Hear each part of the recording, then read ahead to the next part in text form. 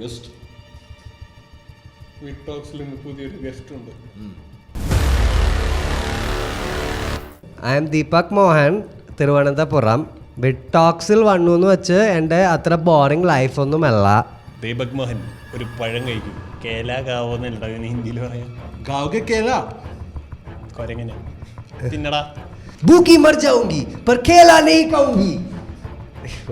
റിൻഷാന്റെ കേല തെറിച്ചു പോയി. खेला नहीं खाऊंगी.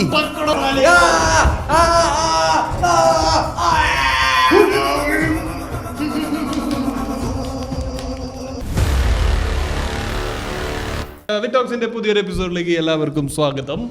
ഇന്ന് നമ്മുടെ കൂടെ ഗസ്റ്റ് ആയിട്ടുള്ളത് ഇന്ത്യൻ മിലിറ്ററിയുടെ ഇന്റലിജൻസ് വിങ്ങിൽ നിന്നും കമാൻഡർ ദീപക് മോഹൻ.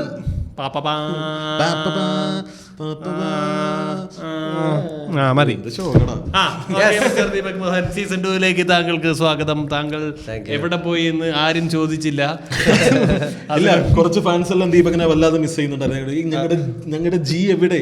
ദീപക് ജി എവിടെ? ജി വന്നിരിക്കുകയാണ്. ജി ഉത്തരം പറയൂ. ജി ഇന്ത്യയിൽ വരെയുള്ള മൂന്നാമത്തെ ജി ആണ് ദീപക് ജി. താങ്കൾ ആരാണ് രണ്ടാമത്തെ? മൈജി. മൈജി. ഓ, ജോണിന്റെ ബുദ്ധിയുടെ സ്പീഡ് ബുദ്ധിവാണമാണ്. പറയൂ ദീപക്, എവിടെയായിരുന്നു താങ്കൾ? താങ്കൾ വേർ വെറിയൂ അല്ലെങ്കിൽ you have to climb a coconut tree. അത് ജോണിന്റെ സെൽഫ് പ്രൊമോഷൻ ആണ്. അത് ദീപക് ജിയിൽ നിന്ന് നമ്മൾ ഇതിലോട്ട് വരുന്നത്. ആദ്യം അതിൽ പോയിട്ട് ഇതിലോട്ട് വന്നാലോ? ഇല്ല, കാരണം നമ്മുടെ ഓഡിയൻസ് ആകാംക്ഷയോടെ കാത്തിരിക്കുന്ന ഒരാകാംക്ഷയില്ല. എന്നാലും പറഞ്ഞു. ഞാൻ വേറെ എവിടെയല്ലായിരുന്നു, ഞാൻ ബാംഗ്ലൂരിൽ തന്നെയായിരുന്നു. എന്ത് ചെയ്യായിരുന്നു? പണ്ടത്തെ പോലെയല്ല, ജോലി കുറച്ചുകൂടെ ഹെക്റ്റിക് ആണ്. ഞാനൊരു പ്രൊമോഷന് വേണ്ടി നോക്കുകയാണ്. അത് കിട്ടിയില്ലേ കഴിഞ്ഞ പ്രാവശ്യം? ഇല്ല, അത് മാർച്ച് ഏപ്രിലാണ്. അപ്പൊ ഇതാണ് പ്രൊമോഷന്റെ ക്വാർട്ടർ. അതായത് ജാനുവരി, ഫെബ്രുവരി, മാർച്ചാണ്. ഏപ്രിലാണുള്ള പ്രൊമോഷൻ. അപ്പോൾ അടുത്ത പൊസിഷനിലോട്ട് പോകണമെങ്കിൽ നമുക്ക് കുറച്ചുകൂടെ റെസ്പോൺസിബിലിറ്റീസ് മാനേജ് ചെയ്യാൻ പറ്റും എന്ന് തെളിയിക്കണം. അപ്പോൾ അതിനുവേണ്ടി ഞാൻ കുറച്ചുകൂടെ എക്സ്ട്രാ റെസ്പോൺസിബിലിറ്റീസ് എടുത്ത് എന്നെ കൊണ്ട് മാനേജ് ചെയ്യാൻ പറ്റാതെ ഞാൻ ബുദ്ധിമുട്ടുകയാണ്. അപ്പൊ നീ വിചാരിച്ചൊരു മീശ വെച്ചേക്കാന്ന് പ്രൊമോഷൻ കിട്ടാൻ വേണ്ടി. ആൾക്കാർ, നമ്മുടെ ശ്രോതാക്കൾ ശ്രദ്ധിച്ച് കാണും, ദീപകിന്റെ മൂക്കിന് താഴെ ഒരു ഷെയ്ഡ്, അത് മീശയാണ്. നല്ല ഫിൽറ്റർ ഇട്ട് പിടിച്ചാൽ അത് കിട്ടില്ല. ഇല്ല, ദീപക് ഇപ്പൊ ബാംഗ്ലൂർ പഴം തിന്നോണ്ടിരിക്കുകയല്ലേ? അപ്പൊ പ്രൊമോഷന് വേണ്ടി അങ്ങനെ കുറച്ച് റെസ്പോൺസിബിലിറ്റീസ് ഒക്കെ എടുത്ത് അതിന്റെ സ്ട്രെസ്സിലാണ്. വീക്കെൻഡ് വേറെ പ്രത്യേകിച്ച് പരിപാടിയൊന്നുമില്ല. ഗേൾ ഫ്രണ്ട് ഉണ്ട്. അതല്ല, വിറ്റോക്സിന്റെ ശ്രോതാക്കളുടെ ശ്രദ്ധയ്ക്ക് ദീപക് ജി വീണ്ടും കമ്മിറ്റഡ് ആയിരിക്കും. കഴിഞ്ഞു ദീപക് മോഹൻ മെസ്സേജുകൾ. ഇനി ആരും ദീപകിന് മെസ്സേജ് അയക്കരുതേ. ജോൺ ജോ പുതിയ കാർ വാങ്ങി പറയുന്നത് പറഞ്ഞിട്ടുണ്ട്. പക്ഷെ അതിന്റെ വിശേഷങ്ങൾ വണ്ടി കൈ കിട്ടിയിട്ട് പറയല്ലേ. കുറെ ആൾക്കാർ കൈ കിട്ടണമെങ്കിൽ നമുക്ക് പറയാം. കാരണം ജോണിന് ലോൺ റിജക്റ്റ് ആവാനുള്ള എല്ലാ സാധ്യതയുണ്ട്. അതുകൊണ്ടാണ് അപ്പൊ വണ്ടി കിട്ടുന്ന ഉടനെ നമ്മളൊരു വ്ളോഗ് ഒക്കെ ചെയ്യുന്നത്. കിട്ടിയാൽ ആല് വലിയൊരു ആലാണ്. അപ്പോൾ സാധാരണ ആൾക്കാർ പറയുന്ന ഒരു സാധനം എന്ന് പറഞ്ഞാൽ, നമ്മളൊരു കമ്പനിയിൽ 2 വർഷം വർക്ക് ചെയ്തിട്ട് നമുക്ക് പ്രൊമോഷൻ കിട്ടിയില്ലെങ്കിൽ, എസ്പെഷ്യലി ഇതേപോലെ ഒരു സ്റ്റാർട്ടപ്പിൽ വർക്ക് ചെയ്തിട്ട്, അങ്ങനെയാണ് നമ്മൾ റെസ്യൂമേ ഷോർട്ട് ലിസ്റ്റ് ചെയ്യുമ്പം ഒരാൾ 3 വർഷം ഒരു റോളിലൊക്കെ നിന്നിട്ടുണ്ടെങ്കിൽ നമ്മളതൊരു നെഗറ്റീവ് പോയിന്റാണ് കാണുന്നത്. അതായത് പുള്ളി ഒരു കമ്പനി പോയിട്ട്, അതായത് ഞാൻ പറയുന്ന ഈ നോർമൽ കമ്പനി അല്ല, എസ്പെഷ്യലി ഫാസ്റ്റ് ഗ്രോത്ത് സ്റ്റാർട്ടപ്പുകളിലൊക്കെ 3 വർഷം നിന്നിട്ടും ഗ്രോ ചെയ്യാൻ പറ്റിയില്ലെങ്കിൽ അത് പുള്ളിക്കാരൻ അത്രയും നല്ലൊരു കോൺട്രിബ്യൂട്ട് ചെയ്യാൻ പറ്റാത്തത് കൊണ്ടാണെന്ന്. അതുകൊണ്ട് എനിക്കിപ്പോൾ 2 വർഷമായി. അപ്പോൾ എൻ്റെ ബോസിന് 2 വർഷമായി. അപ്പോൾ എൻ്റെ ബോസ് ഇപ്പോൾ ഒരുപാട് സ്ട്രെസ്സിലാണ് പ്രൊമോഷൻ കിട്ടുക എന്നുള്ള. എൻ്റെ കാട്ടി കുറച്ചുകൂടെ കോമ്പറ്റീറ്റീവാണ് എൻ്റെ ബോസ്. അപ്പോൾ ബോസ് ആ സ്ട്രെസ്സ് കാരണം ഇപ്പോൾ ബോസ് ഏത് എസ്കലേഷൻ വന്നാലും ഭയങ്കര സീരിയസ് ആയിട്ടാണ് എടുക്കണം. അതായത് ഭയങ്കര സീരിയസ് ആയിട്ടാണ്. പണ്ട് എസ്കലേഷൻ വന്നു ഹാൻഡിൽ ചെയ്യുക എന്നുള്ളൊരു സാധനം മാത്രമേ ഉള്ളൂ. പക്ഷേ ഇപ്പോൾ എസ്കലേഷൻ വന്നാൽ പറയും ദിസ് ഇസ് ഫൈനൽ വാർണിംഗ്. അങ്ങനത്തെ ഒരു ബൂർഷ്വാ മൈൻഡ് സെറ്റാണ്. പുള്ളിക്കുള്ള ടെൻഷൻ മൊത്തം താഴോട്ട് ഇങ്ങനെ തന്നോണ്ടിരിക്കുകയാണ്. പുള്ളിക്കുള്ള ടെൻഷൻ, പിന്നെ എനിക്കും. അതെ. എല്ലാവരെയും ഇത് തന്നെയാണ് വാഗ്ദാനം ചെയ്യുന്നത്. ഈ ക്വാർട്ടർ, എല്ലാ ക്വാർട്ടറിനും ഒരു കൊണ കാണുമല്ലോ. ഈ ക്വാർട്ടറിൻ്റെ കൊണ എന്താണെന്ന് പറഞ്ഞാൽ, ഈ ക്വാർട്ടർ ആണ് നമ്മുടെ ഫൈനൽ അപ്രൈസൽ. ഈ ക്വാർട്ടറിൽ നല്ലപോലെ പെർഫോം ചെയ്യുകയാണെങ്കിൽ, ഈ ക്വാർട്ടറിൽ നിങ്ങൾ ഇതൊക്കെ അച്ചീവ് ചെയ്യുകയാണെങ്കിൽ നിങ്ങൾക്ക് പ്രൊമോഷൻ കിട്ടും എന്നുള്ളൊരു സാധനമാണ് എല്ലാവരെയും പറഞ്ഞ് പറ്റിച്ചിരിക്കുന്നത്. അപ്പോൾ ഞാനും ആ ഒരു എൻവയോൺമെൻറ്റിൽ പോയി അത്രത്തോളം ഇൻഫ്ലുവൻസ്ഡായി എനിക്ക് പ്രൊമോഷൻ വേണോ എന്ന് ശരിക്കും പറഞ്ഞാൽ ഇതൊക്കെ വെറും ഒരു അക്ഷരങ്ങളുടെ കളിയാണ്. അതായത് APM ൽ നിന്ന് അക്ഷരങ്ങളുടെയും അക്കങ്ങളുടെയും കളിയാണ്. അക്കങ്ങളുടെ കളിയാണ്. പക്ഷെ എന്നാലും വെൻ ഇസ് ഇനഫ് റിൻഷാദ്, അതാണ് എൻ്റെ ചോദ്യം. എപ്പോഴാണ് ഇനഫ്? അതെന്തുകൊണ്ടാണ്? സത്യം പറഞ്ഞാൽ നീ ലൈഫിലൊരു ആസ്പിറേഷൻ വേണമെന്നുണ്ടെങ്കിൽ ഇങ്ങനൊരു ആ ഒരു മെന്റാലിറ്റി വേണ്ടേ? വേണോ? ആസ്പിറേഷൻ വേണോ? എനിക്ക് ലൈഫിൽ പിടിക്കണം എന്നുള്ള സാധനം, ആ ഒരു ഫയർ അകത്ത് വേണം. അല്ലാന്നുണ്ടെങ്കിൽ നീ അത്രയും പാഷനേറ്റ് ആയിട്ടുള്ള ഒരു വർക്കിൽ ഇൻവോൾവ് ആയിരിക്കണം അല്ലേ? അടുത്ത ആ ഒരു വർക്കിൽ നിന്നുള്ള ഒരു സാറ്റിസ്ഫാക്ഷന് വേണ്ടി നീ വർക്ക് ചെയ്തുകൊണ്ടിരിക്കണം. അപ്പം അല്ലാത്തൊരു ജോലിയിലാണ് നീ എന്നുണ്ടെങ്കിൽ അവിടെ നിന്റെ അൾട്ടിമേറ്റ് സാധനം എന്ന് പറഞ്ഞാൽ അതിൽ കിട്ടുന്ന കാശ് അല്ലെങ്കിൽ ആ പദവി, അതിന് വേണ്ടിയാണ് നമ്മൾ പണിയെടുക്കുക. അപ്പം അതിൽ ഒരു തെറ്റുമില്ല, തെറ്റ് പറയാനില്ല. എനിക്കതിന് ഇതല്ല, നമ്മൾ കുറേ നാൾ ട്രൈബായിട്ടാണല്ലോ ജീവിച്ചത്. അപ്പോൾ ട്രൈബ്സിൽ ഇങ്ങനെയാണല്ലോ സ്റ്റേറ്റസ് ഗെയിംസ് ഉണ്ടല്ലോ. അതായത് അതെ, ഒരാൾക്കേ മൂപ്പനാവാൻ പറ്റുള്ളൂ. അപ്പോൾ 20 വർഷം കഷ്ടപ്പെട്ട് അസിസ്റ്റന്റ് മൂപ്പനായി പോകുന്ന അല്ലെങ്കിൽ അസിസ്റ്റന്റ് മൂപ്പൻ പൊസിഷനിൽ 4 വർഷം നിൽക്കുന്ന ആൾക്കാരുണ്ടായിരിക്കും. പക്ഷെ എനിക്ക് തോന്നുന്നത് എന്താണെന്ന് വെച്ചാൽ എല്ലാ ലെവലുകളിലും ഈ ഒരു കോമ്പറ്റീഷൻ ആണല്ലോ. അതായത് താഴം തൊട്ട് മുകളിലോട്ട് പോകും തോറും കോമ്പറ്റീഷൻ അത്രയും രൂക്ഷമാവുകയാണ്. കാരണം ആ പിരമിഡ് പോലെയാണല്ലോ ഒരു ഓർഗനൈസേഷൻ. പക്ഷെ എനിക്ക് പലപ്പോഴും തോന്നിയിട്ടുണ്ട്, അക്കങ്ങൾ മാറിയ ജീവിതം മാറില്ല. ഇത് എന്ത് വലിയ അക്കങ്ങൾ അക്കൗണ്ടിലുള്ളവർ പറയുന്ന ഒരു സ്ഥിരം ക്ലീഷേ ഡയലോഗ്. അല്ല, അവൻ പറയണത് അത് തീരെ അക്കങ്ങൾ ഇല്ലാത്തവരെ ഉദ്ദേശിച്ചല്ല. ഒരു പോയിന്റിന് ശേഷമുള്ള അക്കങ്ങൾ നിന്നെ ഉദ്ദേശിച്ചിട്ടില്ല. ഒരു പോയിന്റിന് ശേഷമുള്ള അക്കങ്ങളിൽ വലിയ ഡിഫറൻസ്. എന്നാലും പക്ഷെ എന്റെ ഇപ്പോഴത്തെ എന്റെ ബോസിന് കൊളസ്ട്രോൾ 340 സ്ട്രെസ് കാരണം. അവിടെ അക്കങ്ങൾ കേട്ടു. പുള്ളി ആക്ച്വലി ഓൾറെഡി അത്രയും അക്കങ്ങൾ മേടിക്കുന്ന ഒരു വ്യക്തിയാണ്. പക്ഷെ അതങ്ങനെ. അപ്പോൾ അതിന്റെ മുകളിലുള്ള ഇവര് പറയുന്ന കാറ്റഗറി എന്ന് പറയുന്നത് ബേസിക് നീഡ്സ്, ബേസിക് ഹെൽത്ത് സാധനങ്ങളെല്ലാം സെക്യൂർ ആയിട്ട് നിന്നതിന് ശേഷം വരണ അക്കങ്ങളുടെ കാര്യങ്ങളാണ്. ഇനിയുള്ളത് കംപ്ലീറ്റ് ഷോ ഓഫിനുള്ളതും ലക്ഷറിക്ക് വേണ്ടിയുള്ളത്. ലക്ഷറിയുടെയും കാട്ടി കൂടുതൽ ഈ ടൈപ്പ് എ എന്ന് പറയും, ടൈപ്പ് എ ആൾക്കാർ, അതായത് അച്ചീവേഴ്സ്, വാലിഡേഷനിൽ സീക്ക് ചെയ്യുന്നത്. അപ്പോൾ ഞാൻ പറഞ്ഞില്ല, ഇതൊക്കെ ഒരു വാലിഡേഷൻ സീക്കിങ് സാധനമാണ്. അതായത് നമ്മൾ ഓഫീസിലിരിക്കുമ്പം അതാണ് ഏറ്റവും വലുതെന്ന് തോന്നുന്നത്. അതായത് ഈ ഡയറക്ടർ ആ പൊസിഷനിൽ എത്തുന്ന ഒരാളാണ് വലുത്. അപ്പോൾ ആ ഒരു വാലിഡേഷന് വേണ്ടി, അതായത് നമ്മൾ ജീവിതത്തിൽ എങ്ങോട്ടോ പോകുന്നുണ്ട് എന്നൊരു ഇല്യൂഷൻ വരാൻ വേണ്ടിയിട്ടാണ് ആൾക്കാർക്ക്. ലൈഫിനൊരു പർപ്പസ് എന്നുള്ള ഒരു സാധനം ഉണ്ടല്ലോ, അല്ലാന്നുണ്ടെങ്കിൽ ഭയങ്കര ബുദ്ധിമുട്ടാണ് ജീവിതം. പക്ഷെ എന്ത് പർപ്പസാണ് ഇതിലൂടെ ഉള്ളത്? ഇല്ല, അത് എന്തെങ്കിലും ഒരു പർപ്പസ് നിനക്ക് ഉണ്ട് നിന്റെ ജീവിതത്തിൽ. അവിടെ സെറ്റാണ് ഇങ്ങനൊരു സാധനം. നീ എന്നും രാവിലെ നിനക്ക് പോയി ചെയ്യാനൊരു സാധനമുണ്ട് അല്ലേ? ഇതുകൊണ്ട് നിന്റെ ലൈഫിന് ഇങ്ങനെയുള്ള ഉപകാരങ്ങളുണ്ട്. നമ്മൾ ഈ 9 to 5 വർക്കിന് അല്ലെങ്കിൽ കോർപ്പറേറ്റ് ലൈഫിന് എല്ലാവരും ഇങ്ങനെ ഡീഗ്രേഡ് ചെയ്യുന്നതാണ് ഏറ്റവും കൂടുതൽ കണ്ടിട്ടുള്ളത്. പക്ഷെ അതിൽ നിന്നും എന്താ പറയുക, നല്ല രീതിക്ക് ജീവിക്കുന്ന അല്ലെങ്കിൽ അതിനൊരു പ്ലസ് ആയിട്ട് കാണുന്ന ആൾക്കാർ ഇഷ്ടം പോലെയുണ്ട്. പിന്നെ ഈ പർപ്പസിന്റെ കാര്യം, ഇപ്പോൾ ജോൺജോയുടെ പർപ്പസ് എന്താ? പർപ്പസ് ഒന്നുമില്ല. ഇല്ല. ദീപക് ജി എന്താണ് പർപ്പസ്? എൻ്റെ പർപ്പസ് മിനിങ്ങിയോട് ചോദ്യം കേട്ടപ്പോൾ തന്നെ എൻ്റെ പർപ്പസ് എല്ലാ വർഷവും മാറിക്കൊണ്ടിരിക്കും. ഇപ്പം ചോദിക്കുകയാണെങ്കിൽ എന്താണ് എൻ്റെ പർപ്പസ്? ഇപ്പോൾ പർപ്പസ് എന്ന് വെച്ചാൽ മനസ്സമാധാനം അല്ലേ?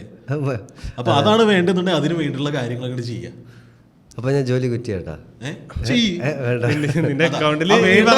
വേണ്ടെന്ന് നീ ചിന്തിച്ചു. നേരത്തെ പറഞ്ഞ മറ്റേ ആ സാധനങ്ങളെല്ലാം ഫുൾഫിൽ ചെയ്തിട്ട് അങ്ങനെ ഒരു 10 കൊല്ലം നിങ്ങൾക്ക് ജീവിക്കാൻ പറ്റുന്ന പോയിന്റിൽ, അല്ലെങ്കിൽ 3-5 കൊല്ലം 3 കൊല്ലം ജീവിക്കാൻ പറ്റുന്ന പോയിന്റിൽ വേണമെങ്കിൽ ജോലി കിട്ടിയുണ്ട്. പ്രശ്നം വീട്ടിലിരിക്കട്ടോ. അല്ല, ഇങ്ങനെയുള്ളവർക്ക് ഒരിക്കലും ഇരിക്കാൻ പറ്റില്ല.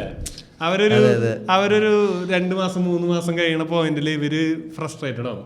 ഇപ്പൊ എന്റെ കൂട്ടത്തിൽ ഞങ്ങൾ ഈ ആക്ടിങ് ഇൻസ്റ്റിറ്റ്യൂട്ടിൽ പഠിക്കുന്ന സമയത്ത് TCS ജോലി ചെയ്തിരുന്ന എന്റെ ഒരു ഫ്രണ്ട് ഉണ്ട്, ജോൺ, ബാംഗ്ലൂരിലുള്ളത്. അതന്നെ, അവൻ സാറിനോട് ഭയങ്കര പാഷൻ സാധനങ്ങൾ. ആള് അവിടെ ചെയ്യണ പ്ലേക്കൊക്കെ ഒരു പിച്ചക്കാരന്റെ വേഷം ചെയ്യുമ്പോൾ ആള് കുളിക്കില്ല എന്നൊരിക്കൽ മെത്തേഡ് ആക്ടിങ്. അവനവസാനം കാണുകയാണ്, അപ്പൊ കുളിക്കണ ജോബ്. അപ്പൊ അങ്ങനെ നടന്നിട്ട് ഇതിന് ഭയങ്കര പാഷനിൽ ഫോളോ ചെയ്യുന്ന ഒരാളാണ്. അപ്പൊ അവൻ ആ സമയത്ത് സാറിനോടും ചോദിച്ചു, ഞാൻ ക്വിറ്റ് ചെയ്തിട്ട് ഇതിന്റെ പിന്നാലെ പോയാൽ നിനക്ക് ആ ഒരു ഫയർ സാധനമൊക്കെ ഉണ്ട്, നീ ട്രൈ ചെയ്യണേ നിനക്ക് തോന്നുന്നുണ്ടെങ്കിൽ. സാർ പറഞ്ഞു പറ്റുമായിരിക്കും നിനക്ക് എന്ന് പറഞ്ഞു. എന്തായാലും അത്രയും എനർജിയിൽ അവൻ ട്രൈ ചെയ്യണം. അപ്പൊ അവനത് ക്വിറ്റ് ചെയ്തു. പക്ഷേ സിനിമ എന്ന് പറഞ്ഞ സാധനം വന്നുകൊണ്ടിരിക്കുന്നില്ലല്ലോ. അവൻ 1-2 ചെറിയ സാധനങ്ങൾ കിട്ടി. പക്ഷെ ഇവൻ ഇത്തിരി എനിക്ക് തോന്നിയിട്ട് ഇവൻ ഭയങ്കര ഹൈപ്പർ പോലെയാണ്. അതായത് ഇവൻ വെറുതെ ഇരിക്കുമ്പോൾ അവൻ കട്ടപ്പനയിൽ നിന്ന് എറണാകുളത്തേക്ക് സൈക്കിളൊക്കെ ചോട്ടും, അങ്ങനത്തെ ഒരു തന്നെ. അപ്പൊ അവന് അങ്ങനെ ഇരിക്കുന്ന ഒരു സാധനം ഒന്നും വരില്ല. എനിക്ക് വേണമെങ്കിൽ കാലങ്ങളോളം ഇരിക്കാന്ന് ഇങ്ങനെ വെറുതെ ഇരിക്കാൻ വല്ല ഓഡീഷൻ വന്നാൽ ചെയ്യാം. ഇവൻ ആ ഓഡീഷനിൽ വന്നിട്ട് അവൻ നന്നായി പെർഫോം ചെയ്തിട്ട് കിട്ടിയില്ലെങ്കിൽ അവന് ഭയങ്കരമായിട്ട് ഒരു ഇറിറ്റേറ്റഡ് ആവും, ഇതാവും. അവന് മൊത്തത്തിൽ ആ ഒരു സാധനം അവനെ ബാധിക്കും. കുറച്ച് ഇതും കൂടി ഇരിക്കുമ്പോഴേക്കും അവൻ അധികം നാൾ അങ്ങനെ എനിക്ക് ഒരു വർഷമൊക്കെ അവൻ ട്രൈ ചെയ്തു. അത് കഴിഞ്ഞ് അവൻ രണ്ടാമത് പിന്നെ ഈ IT ഫീൽഡ് എന്ന് പറഞ്ഞു കഴിഞ്ഞാൽ 1 വർഷത്തെ ബ്രേക്ക് എന്ന് പറഞ്ഞാൽ വീണ്ടും ഒരു സ്റ്റുഡൻ്റാ. ടെക്നോളജി മാറി, സാധനങ്ങളെല്ലാം മാറി, ഇത് പഠിക്കാം. അപ്പോൾ അത്ര എഫർട്ട് ഇട്ട് രണ്ടാമത് അവൻ വേറൊരു കമ്പനിയിൽ കയറി. പിന്നെ അവൻ അതിൽ നിന്ന് ഇറങ്ങിയിട്ടില്ല. അവൻ എന്താണെന്ന് വെച്ചാൽ ഈ ചൂടുവെള്ളത്തിൽ വീണ പൂച്ചയുടെ ഒരു സാധനം ഉണ്ട്. എനിക്കും ചിലപ്പോൾ ആ ഒരു തോന്നുന്നുണ്ട്. അതായത് ഇങ്ങനെ ഇതായിട്ടിരിക്കുന്ന ആൾക്കാർക്ക് വെറുതെ ഇരിക്കലോ അല്ലെങ്കിൽ റിസൾട്ട് ഇല്ലാത്ത ഞാനിപ്പോ പറ്റില്ല. അതായത് ഇവർക്ക് ഒരു 2 മാസം 3 മാസത്തിൽ എന്തെങ്കിലും ഒരു ഔട്ട്കം വേണം ചെയ്യണ പണിക്ക്. ഞാനിപ്പോ ഉഴപ്പുമ്പം ഇപ്പം ഞാൻ ജോലി ചെയ്തുകൊണ്ടിരിക്കുമ്പം എനിക്ക് ഉഴപ്പണതിനൊരു ലിമിറ്റുണ്ട്. 2 ദിവസം ഉഴപ്പിയാൽ 3-ാമത്തെ ദിവസം പണിയെടുത്താലേ പറ്റൂ. ആൻഡ് പണിയെടുക്കുന്നതിൽ ഒരു ഡെഫിനറ്റ് ഔട്ട്കമ്മും ഉണ്ട്. കാരണം അത്രയും ഒരു വെൽ ഓയിൽഡ് മെഷീനാണല്ലോ കമ്പനി. പക്ഷേ ഒരു ക്രിയേറ്റീവ് വർക്കിലിരിക്കുമ്പോൾ നമുക്ക് 4-5 ദിവസം ഒന്നും കിട്ടാതിരിക്കും. അതായത് ഇപ്പൊ ഞാൻ അതെ, നമുക്ക് ഐഡിയ, ഞാൻ പറയുന്നത് വർക്ക് മാത്രമല്ല, വർക്ക് കിട്ടുന്നതും ഒക്കെ ശരിയാണ്. ഐഡിയ ഉണ്ടെങ്കിൽ നമുക്ക് വർക്ക് ചെയ്ത് ഇരിക്കാം. ചില ദിവസം ബ്ലാങ്ക് ആണ്, പിന്നത്തെ കുറെ നാൾ ഒന്നും ബ്ലാങ്ക്, പിന്നെ നമ്മൾ വേറൊരു ട്രാക്കിൽ ചിലപ്പോൾ വീഴും, വേറെ കുറെ ചിന്തകൾ വരും, കയ്യിൽ പൈസ കുറഞ്ഞു വരുമ്പോ പൈസക്ക് വേണ്ടി എന്ത് ചെയ്യണം എന്നുള്ള സാധനം ഇതിന്റെ ഇടയിൽ ചിന്തിച്ചു തുടങ്ങും. അപ്പൊ ഈ ക്രിയേറ്റീവ് സാധനം എന്ന് പറയുന്നത് വേറൊരു വഴിക്ക് പോകും. അല്ല, ചിലപ്പോ അങ്ങനെ ആ ഒരു കൺസ്ട്രെയിൻ വരുമ്പോ ചിലപ്പോ വർക്കും തലച്ചോറ് വർക്ക് ചെയ്ത് തുടങ്ങിയ ചിലപ്പോ സാധനങ്ങളും വരും. അതുകൊണ്ട് പക്ഷെ എന്റെ നേരത്തെ കുറ്റ് ചെയ്തിരുന്നതിൽ എക്സ്പീരിയൻസിൽ അങ്ങനെ പ്രഷർ വന്നുകൊണ്ട് വരൂല സാധനം. അതായത് 4-5 ദിവസം ഇപ്പോൾ ഒന്നും വന്നില്ലെങ്കിൽ എനിക്ക് തന്നെ ഭയങ്കര മോശം തോന്നും. അപ്പോൾ എനിക്ക് തോന്നുന്നു ജോലി ഫിനാൻഷ്യൽ സ്റ്റെബിലിറ്റിയുടെയും കാട്ടി കൂടുതൽ ഒരു ഇമോഷണൽ സ്റ്റെബിലിറ്റി തരുന്നുണ്ട്. നമുക്കൊരു 3-4 ദിവസമൊക്കെ മാക്സിമം ഇമോഷണൽ സ്റ്റെബിലിറ്റി തരുകയും ചെയ്യും, അതിനെ ഇടിക്കുകയും ചെയ്യും അറ്റ് ദ സെയിം ടൈം. അതായത് സ്ട്രെസ്ഫുള്ളാണ്, സ്ട്രെസ്സുണ്ട് ഭയങ്കര അധികം. ആ സ്ട്രെസ്സ് എനിക്ക് തോന്നാൻ പറ്റുന്നത്. അതായത് ചില സിറ്റുവേഷൻസിൽ നമുക്ക് 2-3 ആൾക്കാർ പാരലലി ഒരു കാര്യം ചോദിക്കുന്നത്, ഇപ്പം ഒരു ടീം ഇത് വേണം എന്ന് പറയുന്നു, എൻ്റെ ബോസിന് വേണ്ട വേറല്ലോ ആയിരിക്കും. നമുക്ക് രണ്ടുപേരെ എങ്ങനെ സന്തോഷിപ്പിക്കണം, അങ്ങനത്തെ ഒരു സാധനം ഉണ്ടല്ലോ. അത് അൾട്ടിമേറ്റ്ലി ഇതൊക്കെ കുറേ ഈഗോ സാറ്റിസ്ഫൈങ് തന്നെയാണ്. അപ്പോൾ അങ്ങനത്തെയൊക്കെ സിറ്റുവേഷനിൽ നമുക്ക് ശരിക്കും, പിന്നെ നമ്മുടെ അടുത്ത് പലരും ചോദിക്കുന്നത്, ഇപ്പോൾ ഒരു കമ്പനിയിൽ വലിയ ഒരാൾ വന്നിട്ട് നമ്മുടെ അടുത്തൊരു കാര്യം ചോദിക്കുന്നത് വളരെ അൺഫെയർ ആയിരിക്കും. അൺഫെയർ ഇൻ ദ സെൻസ് നമുക്ക് റിയലിസ്റ്റിക് ആയിട്ട് അച്ചീവ് ചെയ്യാൻ പറ്റാത്തൊരു ടാർഗറ്റൊക്കെ ആയിരിക്കും. അതായത് ഇന്ന് ഇത് ചെയ്ത് തീർക്കൂ. അപ്പോൾ നമുക്കാണെങ്കിൽ പച്ചയ്ക്ക് പറയാൻ തോന്നും, നിങ്ങൾ മണ്ടനാണോ ഇത് ചോദിക്കാൻ, അല്ലേ, ഇത് നടക്കാത്ത കാര്യമാണ്. പക്ഷെ നമുക്കത് ചോദിക്കാൻ പറ്റില്ല. നമുക്കപ്പം I will get back with an ETA നമ്മളവിടെ അപ്പൊ നമുക്ക് സ്ട്രെസ്. അല്ല, ഞാൻ കാര്യം ചോദിക്കട്ടെ, നീ റിയലിസ്റ്റിക് അല്ലാത്ത സാധനം നിന്റെ ജൂനിയേഴ്സിന്റെ അടുത്ത് പറയാറുണ്ട്. അതായത് നമുക്ക് നിന്നോട് തന്നെ തോന്നില്ലേ ഞാൻ മണ്ടനാണോ? അതായത് ഇന്ന് 200 വേണമെന്ന് പറഞ്ഞാൽ ഇന്ന് ഒരു 50 ചിലപ്പോൾ കിട്ടുള്ളൂ. അതുകൊണ്ട് എല്ലാരും കയറ്റി വെച്ച് പറയുന്നതായിരിക്കും. മാക്സിമം എക്സ്ട്രാക്ട് ചെയ്യണല്ലേ ഒരു ദിവസത്തിൽ കിട്ടാവുന്ന, അത് മാക്സിമം പിഴിഞ്ഞെടുക്കുക എന്നുള്ളത് തന്നെയാണല്ലോ. അത് എനിക്ക് പലപ്പോഴും തോന്നിയിട്ട്, ഞാൻ ജോലിയിൽ ഇങ്ങനെ എല്ലാവരും പറയും, ഈ ഒരു പ്രോജക്റ്റും കൂടെ കഴിഞ്ഞാൽ അടുത്ത ആഴ്ച ഒന്ന് ചില്ല് ചെയ്യണം. പക്ഷെ എന്ന് വെച്ചാൽ നമ്മൾ ഇത്രയും വർക്ക്, അപ്പോൾ നമ്മളോട് പറയും ഇത്രയും വർക്ക് ചെയ്യൂ. അത് നമ്മൾ ഈ കുറച്ച് ക്രിയേറ്റീവ്സിനെയൊക്കെ മാനേജ് ചെയ്യുമ്പോൾ അവരുടെ പറയും ഇത്രയും കണ്ടന്റ് നിങ്ങൾ ഇടൂ, ഇത് കഴിഞ്ഞാൽ അടുത്ത ആഴ്ച ചില്ലായിരിക്കും, എന്തായാലും അടുത്ത ഒരു 2 മാസത്തേക്ക് ഇത്രയും വർക്ക് ലോഡ് വരുമെന്ന് പ്രതീക്ഷിക്കുന്നില്ല, പക്ഷെ ഈ പ്രോജക്റ്റ് എന്തായാലും നമുക്ക് ടൈമിൽ ഡെലിവറി ചെയ്യണം എന്ന് പറയും. അങ്ങനെ ഒരു ടൈമിൽ ഡെലിവറി ചെയ്യും. പക്ഷെ അടുത്ത സാറ്റർഡേ രാവിലെ തന്നെ അടുത്ത റിക്വസ്റ്റ് വരും. ഇങ്ങനെ വളർന്നുകൊണ്ടിരിക്കുന്ന അങ്ങനെ. അപ്പോൾ നമ്മൾ എന്ത് ചെയ്യുന്ന വെച്ചാൽ, നമ്മളപ്പോൾ ആൾക്കാർ വീക്കെൻഡ് വർക്ക് ചെയ്യാൻ വേണ്ടി നമ്മൾ പറയും കോംബോ ഓഫ് തരാം, കോമ്പൻസേറ്ററി ഓഫ്. അതായത് സാറ്റർഡേ വർക്ക് ചെയ്താൽ നമുക്ക് വേറൊരു ദിവസം കോമ്പൻസേറ്ററി ഓഫ് തരാം. അങ്ങനെ നമ്മൾ സാറ്റർഡേ ഒക്കെ വർക്ക് ചെയ്ത് ഇപ്പോൾ ആൾക്കാർക്ക് 12-13 കോമ്പൻസേറ്ററി ഓഫ് ഉണ്ട്. അപ്പോൾ എന്ത് പറ്റുമെന്ന് പറഞ്ഞാൽ ഇവർ 12-13 കോമ്പൻസേറ്ററി ഓഫ് ഒരുമിച്ച് എടുക്കുകയാണ്. അതങ്ങനെ അപ്രൂവ് ചെയ്യാതെ ഇരിക്കാം അല്ലേ? ചെയ്യാതിരിക്കാൻ പറ്റില്ലല്ലോ. അതായത് അവർക്ക് അവകാശപ്പെട്ടത്. പക്ഷെ ഇതിലുള്ളൊരു സാധനം എന്ന് പറഞ്ഞാൽ, ചില ആൾക്കാർക്ക് കമ്പനിയിലേക്ക് ഏറ്റവും കൂടുതൽ ആവശ്യം ഒരു പീപ്പിൾ പ്ലീസിങ് മെന്റാലിറ്റി ഉള്ള ആൾക്കാരാണ്. അതായത് നമ്മൾ വെറുപ്പിക്കാതിരിക്കാൻ വേണ്ടി നമ്മൾ പല കാര്യങ്ങളും ചെയ്യൂല. ഇപ്പം പലർക്കും ഇത്രയും ലീവ് ഉണ്ടെങ്കിലും ഒരു 80% ആൾക്കാർ ചോദിക്കൂല. കാരണം ഇങ്ങനെ ചോദിക്കുവാണെങ്കിൽ അതൊരു അവർക്ക് വെറുപ്പിക്കാൻ വയ്യ. അതായത് അവർക്ക് ഈ ഒരു ഓക്വേർഡ് കോൺവെർസേഷൻ ചെയ്യാൻ വയ്യ. അല്ലെങ്കിൽ അവർ തന്നെ അവരുടെ അകത്ത് പറയും, അതായത് വേണ്ട, ചോദിക്കണ്ട, ചോദിച്ചാൽ അവർക്ക് എന്ത് തോന്നും, അത്യാവശ്യം വരുമ്പോൾ പിന്നെ ചോദിച്ചാൽ കിട്ടിയില്ല. അതിനെക്കാട്ടി കൂടുതൽ ഈ ആൾക്കാരെ വെറുപ്പിക്കാൻ പറ്റില്ല എന്നുള്ളൊരു സാധനമാണല്ലോ. കോർപ്പറേറ്റിൽ അതാണല്ലോ, ഹൈറാർക്കി ഉണ്ട്, വെറുപ്പിക്കാൻ പറ്റില്ല. പക്ഷെ ചിലവന്മാരുണ്ട് പച്ചയ്ക്ക് വെറുപ്പിക്കുന്ന. അപ്പം നമുക്ക് അവരുടെ അടുത്ത് ദേഷ്യം തോന്നുമെങ്കിലും അതായത് നമുക്ക് പക്ഷേ അവരുടെ ഒരു റൈറ്റാണ്. അതായത് ചില ആൾക്കാരുണ്ട് കട്ടയ്ക്ക് ലീവൊക്കെ അത് പ്ലാൻ ചെയ്തൊക്കെ എടുക്കുന്ന ആൾക്കാരുണ്ട്. ചില ആൾക്കാരുണ്ട് എക്സ്ട്രീംലി നൈസ് ആൾക്കാർ, അവർ ലീവ് എടുക്കൂല. അതായത് നമ്മൾ ഈ പറയുമല്ലോ, അതായത് കമ്പനി നിൻ്റെതും കൂടെയാണെന്നൊക്കെ പറയാം. അതിലോട്ട് ആ സ്കാമിലോട്ട് വീരുന്ന ആൾക്കാരും ഉണ്ട്. അതിന്റെ പേരിൽ ലോൺ എടുക്കണം. ആ സ്കാമിൽ ഭയങ്കര സാധനമല്ലേ, നമ്മളൊരു ഫാമിലിയാണ്. ഈ കോർപ്പറേറ്റ്സിന്റെ എല്ലായിടത്തും സോറി, ഞാൻ എന്റെ ഫാമിലിനെ ഇഷ്ടമല്ലാത്ത എന്റെ ഫാമിലിയാണ് ഞാൻ പോവാണ്. എനിക്കത് നമ്മളെ വളർത്തിയ രീതി വെച്ചിട്ട് നമുക്കങ്ങനെ നമ്മുടെ ബൗണ്ടറീസ് ഡ്രോ ചെയ്യാൻ അറിഞ്ഞൂടാ. അത് ആരും പഠിപ്പിക്കാറുമില്ല. നമ്മളെ ഒട്ടും ബൗണ്ടറീസ് റെസ്പെക്ട് ചെയ്യാതെയാണ് വളർത്തിയിരിക്കുന്നത്. അപ്പോൾ ഞാൻ ചില ആൾക്കാർ, എസ്പെഷ്യലി ക്രിയേറ്റീവിൽ വർക്ക് ചെയ്യുന്ന ആൾക്കാർക്ക്, അവർക്കാണെങ്കിൽ എവിടെ നിർത്തണം എന്നറിഞ്ഞൂടാ. അതായത് അവർ ആ പ്രോജക്റ്റിൻ്റെ ഓണർഷിപ്പ് എടുത്ത് വേറെ ഒരുത്തൻ ചെയ്യാത്ത പണിയും എടുത്ത് അവർ നല്ലതാണ്, കമ്പനിക്ക് നല്ലതാണ്. പക്ഷെ അൾട്ടിമേറ്റ്ലി നല്ലതാണ്, എനിക്ക് നല്ലതാണ് അങ്ങനെ പണിയെടുക്കുന്നത്. വെറുപ്പിക്കാതെ വേറെ ചോയ്സ് ഇല്ല, വെറുപ്പിക്കണം. മുകളിലോട്ട് വെറുപ്പിക്കാൻ പറ്റാത്തതുകൊണ്ട് താഴോട്ട് വെറുപ്പിക്കുക എന്നുള്ളതാണ്. ഇല്ല, അത് ഞാൻ കണ്ടുപിടിച്ചൊരു സാധനമാണ്. മുകളിൽ കയറും തോറും ഒരു അൺഹാപ്പിനെസ് വേണം. കോർപ്പറേറ്റ് സക്സസിന് ഒരു ലെവൽ ഓഫ് ഒരു ഡിസാറ്റിസ്ഫാക്ഷൻ വേണം. അല്ലെങ്കിൽ കാരണം ഈ ഫൗണ്ടേഴ്സ് ഒക്കെ പറയുന്നത് വെച്ചാൽ ഈ വർഷം 1 ബില്യൺ റവന്യൂ ഉള്ളൂ എന്നാണ്. മനസ്സിലായില്ലേ? അതായത് അത്ര കാശേ ഉള്ളൂ. അങ്ങനെയൊക്കെ ചിന്തിക്കണവർക്ക് അതാണല്ലോ ഞാൻ പണ്ട് വിചാരിച്ചിട്ടുണ്ട്. അതായത് അംബാനിയൊക്കെ രാവിലെ ഇരുന്നേക്കുന്നത് എന്തിനാ അല്ലേ? ഇത്രയും കാശുണ്ടെങ്കിൽ ഉറങ്ങിക്കൂടെ അല്ലേ? പക്ഷെ അംബാനിയുടെ മൈൻഡ് സെറ്റ് വേറെയാണ്. അതുകൊണ്ടാണ് അംബാനി അത്ര. അല്ലാതെ അംബാനി ഒരിക്കലും വിചാരിക്കുന്നില്ല. അല്ല, അംബാനിക്ക് ആക്ച്വലി പണി എടുത്തില്ലെങ്കിൽ തന്നെ നല്ല കാശാണ് കിട്ടുന്നത്. പക്ഷെ എന്നാലും അവർക്ക് അതാണ് അവരുടെ ഒരു മൈൻഡ് സെറ്റ് ഡിഫറെൻ്റ് ആണ് അവരുടെ. അംബാനിക്ക് തോന്നൂല ഇത്ര സ്ട്രെസ് ഞാൻ എന്തിനാണ് എടുക്കണം, എനിക്ക് ഇത്രയും കാശുണ്ടല്ലോ. അവിടെ എനിക്ക് പുള്ളിക്കൊക്കെ ഒരു പവർ ഗെയിം ആയിരിക്കും. എന്ന് വെച്ചാൽ ആൾക്കാർക്ക് ഒരു പേടിയുണ്ട്. അതായത് ഞാനൊന്ന് താന്നാൽ ഭയങ്കര റീപ്ലേസബിൾ സാധനം വേറൊരാൾ അതങ്ങനെ തന്നെയാണല്ലോ അല്ലേ?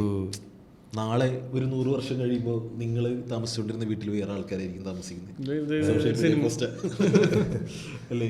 ഇതൊക്കെ എന്തിനാ നിങ്ങളൊക്കെ ചെയ്യുന്നത്? ഈ സോഷ്യൽ മീഡിയയുടെ പ്രശ്നം ഇതാ. ഇങ്ങനെ ഇതൊന്നും വേണ്ട, പാഷന്റെ പുറകെ ഇങ്ങനത്തെ സാധനങ്ങൾ ഇങ്ങനെ ഫീഡ് ചെയ്തോണ്ടിരിക്കും. എന്ത് ഞാൻ കഴിഞ്ഞ ദിവസം നോക്കിയപ്പോൾ ഒരു 10 വയസ്സുള്ള ചെക്കൻ മോട്ടിവേഷൻ കൊടുക്കാൻ ഇറങ്ങിയേക്കുവാ. എന്നെ മോട്ടിവേഷനാ അറിയോ? ഈ ചെക്കൻ എന്ത് ജീവിതം കണ്ടിട്ടുണ്ട്. അവനൊരു 2 കോടിയുടെ ഹൗസിംഗ് ലോൺ എടുത്ത് കൊടുക്ക്, ഇതൊക്കെ തീരും അവന്റെ മോട്ടിവേഷൻ. പണിക്ക് പോകും. ഇപ്പൊ ലോൺ അടയ്ക്കുന്നത് അച്ഛനാണ്. അത് കാരണം അവന് നല്ല മോട്ടിവേഷനാണ്. അവന്റെ പോസ്റ്റ് ഇട്ടിട്ട് നല്ല കാശ് വരുന്നുണ്ടാവും. അതുണ്ടാവും. അല്ല, ആള് പറയാ, എന്നിട്ട് ഈ പറയണ കുറെ ഇതുകളുണ്ട്. നിങ്ങൾ പാഷനെ ഫോളോ ചെയ്യൂ. അപ്പോൾ ആള് പറയാ, ഈ പാഷനെ ഫോളോ ചെയ്യണവന് ആ പാഷനിൽ വലിയ കഴിവില്ലാന്ന് വേറെ പല കാര്യങ്ങളിലും ചിലപ്പോൾ കഴിവുള്ളതെന്നുണ്ടെങ്കിലോ. അപ്പൊ മറ്റേ Formula 1 ട്രാക്കില് ഇതിലിറങ്ങി നിൽക്കണ പോലെ ഉണ്ടാവും. ശരിയാ, പോയിന്റ്. Formula 1 ട്രാക്കില് എങ്ങനെ ഏതൊരു എക്സാമ്പിൾ കൂടി ആള് പറഞ്ഞു. ഇതൊക്കെ ആള് പറഞ്ഞതാ. ആളിപ്പോ മറ്റേ ഫെസ്റ്റിവൽ ഈ ഇലക്ഷനിൽ പുള്ളി മത്സരിക്കുകയില്ലെന്നുള്ള നമുക്ക് കണ്ടറിയാം അല്ലേ? അറിയില്ല. കഴിഞ്ഞ പ്രാവശ്യം ഒരു കുറെ നാൾ മുമ്പുള്ള ഒരു ഇന്റർവ്യൂവിൽ മത്സരിക്കുമെന്ന് ചോദിച്ചപ്പോൾ ആള് പറഞ്ഞു വിജയൊക്കെ ഇത് നിർത്തി മത്സരിക്കാൻ ഇറങ്ങിയെന്ന് പറഞ്ഞപ്പോ പുള്ളിക്കാരൻ 200 കോടിയുടെ 10 പടം അഭിനയിച്ചിട്ടാണ് നിർത്തിയത്. എനിക്കിവിടെ 2 കോടി കടമുള്ള ഞാനിത് എന്തിനു നിർത്തി?